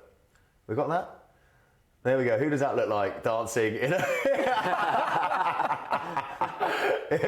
in a club in Ibiza? Looks like McLovin from Superbad. It does. It looks more like Nick Lovin than Kim Jong-un, I'll tell you that much. Is that a nuclear weapon in his pocket, or is he just happy to see us? I don't know. The answer is apparently Kim Jong-un. Kim Jong-un, apparently his favourite holiday destination is Ibiza. We're pretty sure that that's just a completely made-up fact off Wikipedia that we are happy to use. We're not going to fact check. If it's on Wikipedia, it must be true. If it's on Wikipedia, it must be true, all right? It must be true. So there we go. That was another round of Kim, Kim or Kim. What a game. What a game this is. Don't go anywhere. We have got Chris back on Skype. You're rejoining us, Chris? Here he is. Here he is. Looking beautiful as ever, mate. Can you hear us? Yeah, I can hear you. Yep. Yep. I asked you to advert not to offend anyone today. Yeah, there was a small incident with the most of Norfolk, wasn't there? Last time? There was a brief moment where we may have offended the entire of Norfolk. Very small, minor. You could barely notice it, but you promised to be on your best behaviour tonight, yeah? Yeah, I am going to be fine. Yep. Perfect. We'll try and do the same at our end as well. So you went through in the League Cup last night. Do you care? Yeah, I do. Yeah. I think cup runs are where it's at for teams like teams the size of Palace. Really, we are looking to sort of continue to stay in the Premier League and not really think about relegation. That's one of the aims. But in terms of a bit of glory, it's unlikely that we're going to do a Leicester. They've proved it's possible, but I think that's pretty much a one-off. So cup glory is where it's at, and League Cup's probably the best shot, followed by the FA Cup. We got pretty close last season. Yeah. I mean, going back to the players you've signed as well, Benteke, I kind of had a worry that you've got Andros Townsend and Wilfried Zaha. Andros Townsend, we know, is going to cut inside and shoot every single time he gets the ball. Wilfried Zaha isn't renowned for his delivery and his end product. Was there any moments there last night where you saw Benteke kind of stood in the centre circle, throwing his hands in the air or hands on his hips, waiting for the ball to come in? Well, interestingly, Wilfried lost his place and Puncheon came in. And sort of was playing more wide. So I think that was all about getting the right delivery in. And we saw Palace against Tottenham was a bit of a story at that. You had Townsend playing on the right wing, cutting in on his left foot, and Zaha playing on the left wing, cutting in on his right foot, and not very much quality getting in the box, which is laughable really when you think about it. And if you're going to go and spend 32 million quid on a striker who thrives on crosses, you've got to get that right. And as much as I like the fact that Townsend wants to cut in and have a shot, because we do need an awful lot more shots at goal. Yeah. Really, now we've gone out and got Benteke. It's about getting people in the right positions, getting crosses in the box. It's a lot of money, 32 million, but we've had a Sunderland fan on earlier. We talked about how you can't, goals in those teams that aren't necessarily going to be challenging for the top 6 or 7 places. Goals are the hardest thing to come by. They've got Jermaine Defoe at Sunderland, which is obviously a great player to have. You've got Igalo and Deeney as well, which is 2 proven Premier League goal scorers. Is that the one thing about Benteke? Despite the money, we've seen him score Premier League goals. Yeah, absolutely. Yeah, in the time he's been in the Premier League, I think only a couple of people have scored more than him. He's not at the best of times at Liverpool, but you're right. We've had to spend and get goals. And I don't mind admitting I mocked and laughed at Sunderland when they went and bought Defoe at his age for the money they were having to pay him when they got him from Toronto. I thought it was an absolute joke. And now we've been linked with him in the press, and I'm quite happy about it. So. Not like you to make an idiot of yourself, Chris. Oh, exactly. Who have Palace got this weekend? We've got Bournemouth at home. So as much as Bournemouth have done a really good job in the Premier League, I'm pretty sure most of the fan base views that as a must-win already. Stop the rot in the league. 2-1-0 defeats and basically conceding goals in the 82nd minute in both to very poor defending. Got to stop that. Got to stop that as soon as we can. Hardew is under a lot of pressure from the fans. Huge amount of pressure. And the League Cup you went through last night, the draw happens after the games tonight. Any preference on who you play? Brighton at Selhurst, please. Brighton at Selhurst. Yep. Simple. A man who knows what he wants. I like it. Chris, mate, thank you so much for joining us, mate. We'll catch up with you as the season goes on. Always a pleasure, never a chore, Chris, mate. Always a pleasure, never a chore. Cheers, mate. Palace, what do we think of Crystal Palace? They're a bit of an unknown entity going into this season. A bit similar to us, really. Like you said to Chris, have sort of had similar seasons last year, good cup run, and just sort of drifted off in the league a bit. But, I mean, I'm not a huge fan of Palace because they always beat us.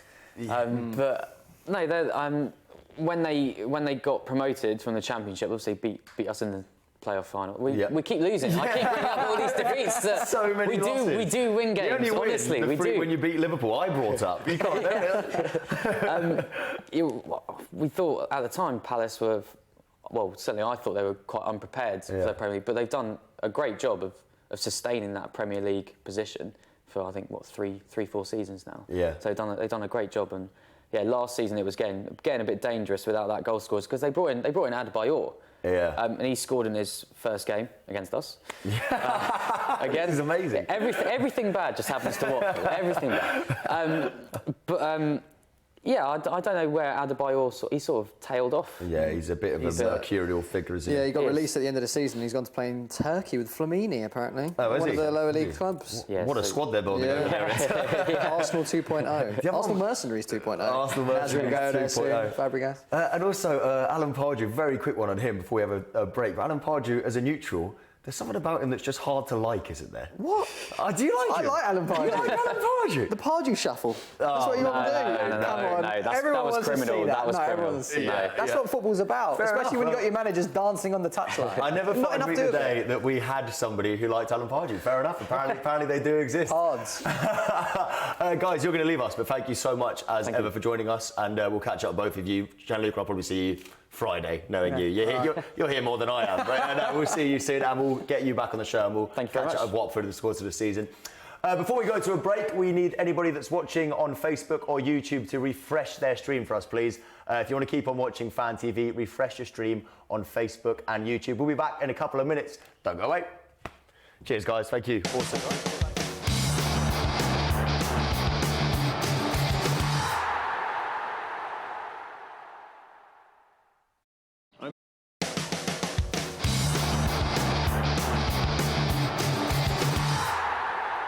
Welcome back to Fan TV. Toby Tarrant here. I don't know what I said, but the fans have left me, but not to worry because we've got plenty more where that came from. We have got our West Ham fans of the evening. Scott and Leo. Come on, boys. Come on, Scott and Leo.